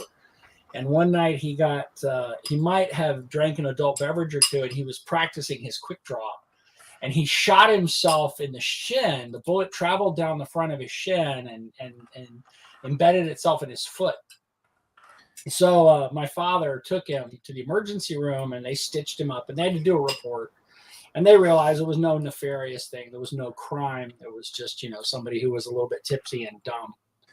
So he went back home, and he knew the old adage, you got to get right back on the horse. And so he had another drink and decided to quick draw again, and didn't unload the gun, and shot himself in the same foot, actually splitting some of the stitches they had put in. And anyway, when you were talking about Wizards of the Coast, that reminded me of my Uncle Ray shooting himself in the foot. So, well, they're not done. They're, they might possibly do it again. Yeah, that. No, that's the other thing you won't know. He didn't go back to the hospital. My father dug the bullet out of his foot. He was too embarrassed. There were pretty nurses there, and he didn't want them to think there was something wrong with him. But there was. That's right. Wisdom from a 9-year-old. What? But there was something wrong with him. Yeah. There was something very wrong with him. Well, we appreciate your appearances with Sammy and the King, but Uncle Ray, please leave the .22 in its holster. That's great. I mean, it's not great that he was badly injured, obviously. No, there's other. Sometime when we're together and we're not in front of an audience. It's Kentucky. Yeah. What did you learn to speak down here, Emily? She's got fruit in her mouth. What did you learn to speak? Kentuckish. Kentuckish. Hit us with some Kentuckish. Right. What? Oh, tell him some Kentucky. Oh, get the fruit out of your mouth. Tell him some Kentuckish. Well, you get it. You get just this one chance. Say one word. These two pieces are pineapple, and I'm pretty sure this is too. Oh, yeah. She can't think of anything. Okay. All right. That's fine. Think. That's fine. I'm trying to eat my pineapple. It's very serious. Do you know some Kentucky? I said Of course. Thank you, Greyhawk Ragnar. Greyhawk Ragnar. It's a happy birthday, Gary. eat fruit. Oh, fruit. I thought you said fruit. Oh, I love it when they were at when they went to Tomato, strawberry, banana. no. When they went to BAFA camp, the fine arts camp, and they had their day with like their little performance at the end of the day camp for the week, and they made capes. And didn't Zoe come up and she made a cape, and she's like, you know, she made this cape, and she comes back and she tells Papa Eric, she's like, I know they're from two different verses. Yeah. I was like, what? She made a DC character, Marvel character cape, and I know they're from two different verses. I was like, I've heard it. And then Amelie, she made a cape. GYGAX cape. Yeah, GYGAX. Oh, you should Oh, yeah. We got to see the cape. I put mine in the trash. I don't think it deserved to be alive. I think it was awesome. Oh, no. Box with their eyes closed, so the color doesn't really match. And I got the purple thing, so I decided, what? But she made a GL for Gaxman, which is very I love it. Yeah. So I got a black tape. I just. Yep. I got Yeah. a black. It Everybody was wanted very a black cute. tape. You And got. I'm like, what is he doing to these kids? No. Nerds. They're little nerds. And They're little you can't nerds. blame me. Yeah. The little GYGAXes. So anyway, I gotta.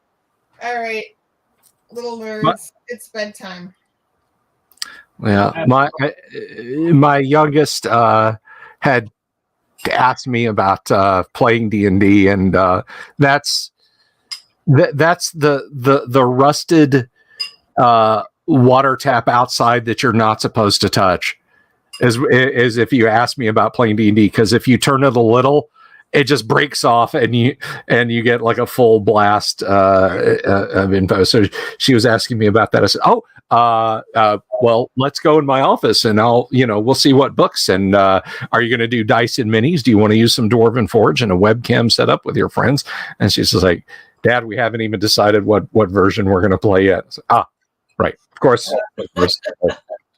So I gave her.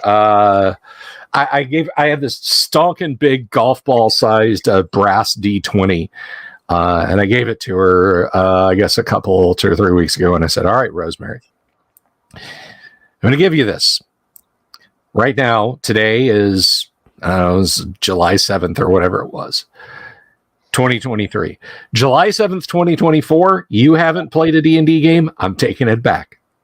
Mark the day. I'm setting a reminder in my phone. I'm taking it back.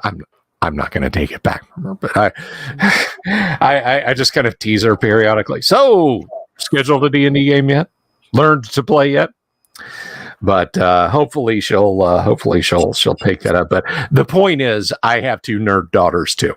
They love superhero movies and anime and all that happy stuff. So they have a lot of fun. They have a lot of fun. Connect is back from her game. Were you playing with Mark? Connect? You said you were playing up in Lake Geneva.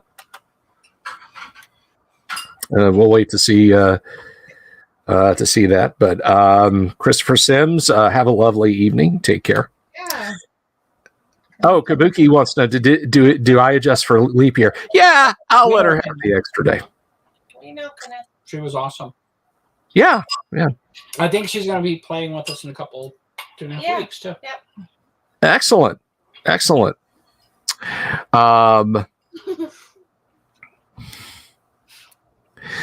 But so for the girls specifically, are you guys playtesting anything? Are there any secret projects you can tell me about? Don't worry, I won't tell your mom and your dad. You can just any module secrets, any traps you want to warn us about ahead of time.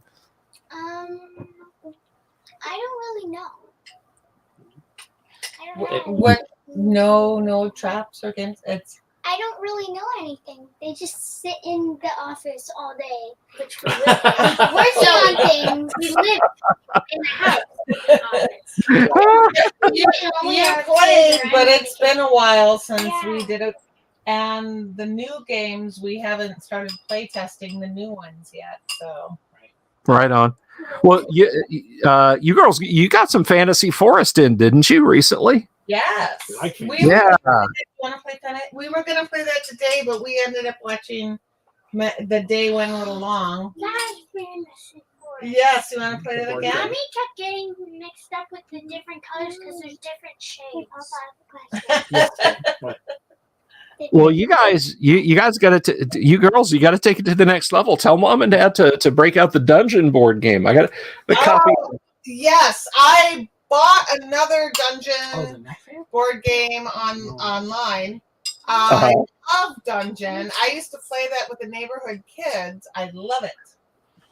Dungeon is awesome. And then after Dungeon, you say, Mom and Dad, let's play some Space Hulk. Let's go clear out an abandoned space station with flamethrowers and autocannons. But that would be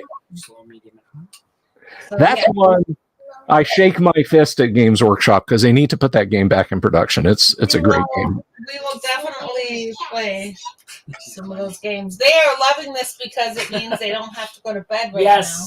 Aha, I see. They're like, oh, you're busy. Can I have a bowl of frozen fruit? Can I? Can we eat some ice cream? How about some soup? Can I dance to one song? Can I have play one more song? Kabuki, we have both. Karaoke. A new printing of Dungeon. Yeah, that's and I've mentioned this on the show before. You can actually find the rules, the PDF for the rules for Dungeon. It's the same game. I rightfully complain a lot about what Wizards of the Coast has done to D&D, but Dungeon, the rules are exactly the same as they were in 1975. So yeah, you don't if you know how to play Dungeon. If you learn how to play Dungeon in the 70s and you pick it up again, it plays exactly the same. They changed nothing. I think they added like a new co-op mode to it where like you can basically function like a D&D party. But other than that, they haven't changed like, oh, now you roll for this and that. It's very nifty. But hey, have you guys tried Hero Quest? We have not. Hero Quest is a lot of fun. It's a big buy-in though. Hero Quest is a big box. There's a lot of miniatures. There's a lot of small parts. But it is, according to a certain gentleman from New Zealand, the greatest game ever made. It is the best game in the world. Have you seen that video? No. Oh, you guys have got to watch why Hero Quest is so great. The girls will get a kick out of it too. Tomorrow, they will get a kick out of it tomorrow. But why Hero Quest is so great? It has to be seen. It is a few minutes of your life well spent watching Bardic Broadcast talk about why Hero Quest is so great. It is a lot of fun. But yeah, you girls pester mom and dad to let you play some Dungeon. That's a lot of fun because you can hack monsters down and get great piles of treasure. So funny. Yeah, I know. They can't see Mittens. She's off camera, but she's causing havoc. Everybody's in this one little room. Where Duncan's right over there in a room that's long. Names is right over there. Four's right over there. We could fit multiple right here. The whole family's here. We've got both dogs, the cat. I don't think we're so. discussing Duncan dimensions. is here. Everybody is here. Yes. I guess we it gotta is say good goodnight. It is. Okay. But so late. Let's see. Oh, Fuchsia Cone. That is a propeller headed question. Considering Men in Black 1, how do the characters map into D&D classes and alignment? That's a tall order. Gosh, I guess lawful neutral. You know, that would be a lawful neutral rogues or bards or something like that. Yeah, lawful neutral. No, I wouldn't say a bard. I would say rogues maybe. Rogues, yeah, because rogues, because they got all the equipment, they got all the thieves' tools. They're stealthy. I'm gonna set you back down. You're pretty roguish. Wave of Mutilation says, "Is that the one where Will Smith runs around slapping people?" Yes, and also no. Ross is taking off. Says, "Have a good night." Nice to see you too. Ross? We need to do the same too. Yeah, we need to start tucking some people in bed. But I have to tell you, what's been really nice with our Kickstarter and with people who've been reaching out to us on social media, we're recognizing names of people. I've had the chance to meet some of them in person.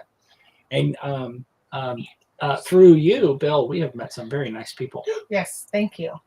Oh no, you don't blame that on me. Oh, you said they were nice. Oh, That's right.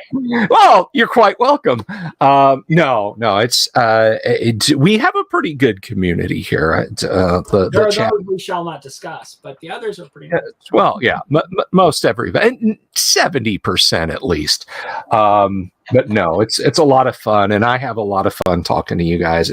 Anytime you want to, I don't care if you don't have a Kickstarter going. If you're just like, let's go on Bill's live stream. Come on the live stream. Just let me know if I don't have anything else going. Another one. Yeah. We'll have another one. We're working on it. We're working on Shadows.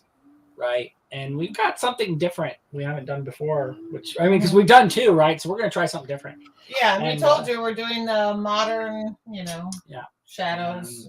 And we're going to be doing one written by somebody else. So yeah. Kickstarter. So yeah, your son. Yeah, my son decided he needed to write something. Is he not grounded anymore? Or? I'm sorry?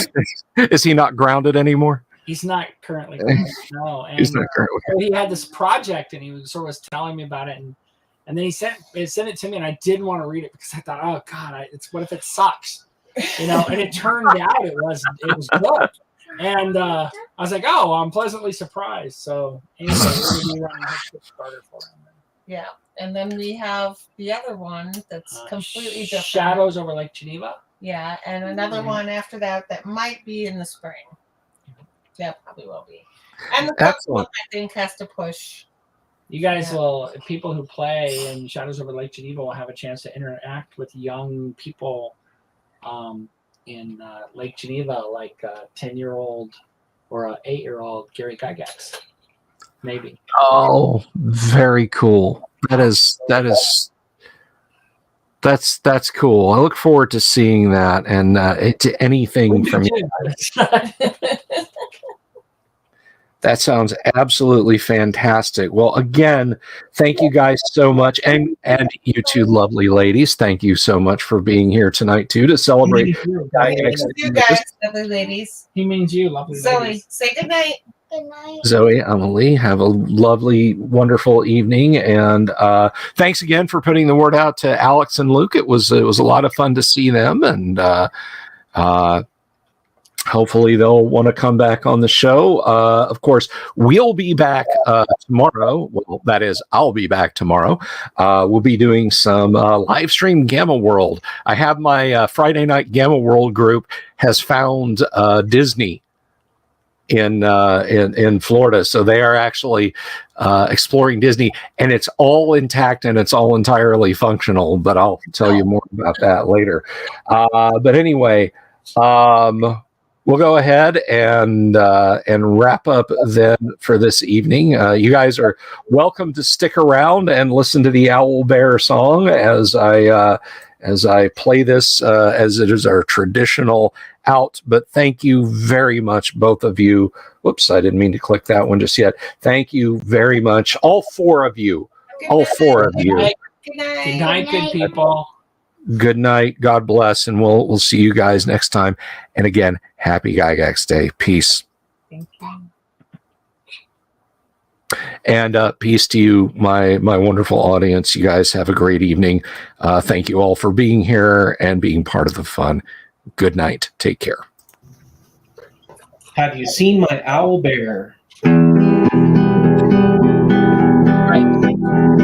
Guys, get your water. Get your water bottles. You are the weirdos everywhere in the woods and in the air. Have you seen my owl bear? Should I shave off all my hair? Bobs are all around. Some live in tunnels underground. Some are fat, some are rich, some are sleeping in a ditch.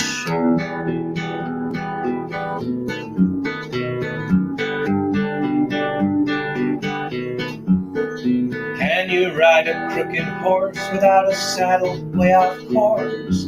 Naked as a toad, all the way to Smoky Joe's. Have you seen the little creep driving fast in his little green Jeep? He smells like fish and brandy, but his rotten teeth look dandy. Take me to the show, I don't care if fast or slow. From action flicks to dancing dicks, just take me to the show.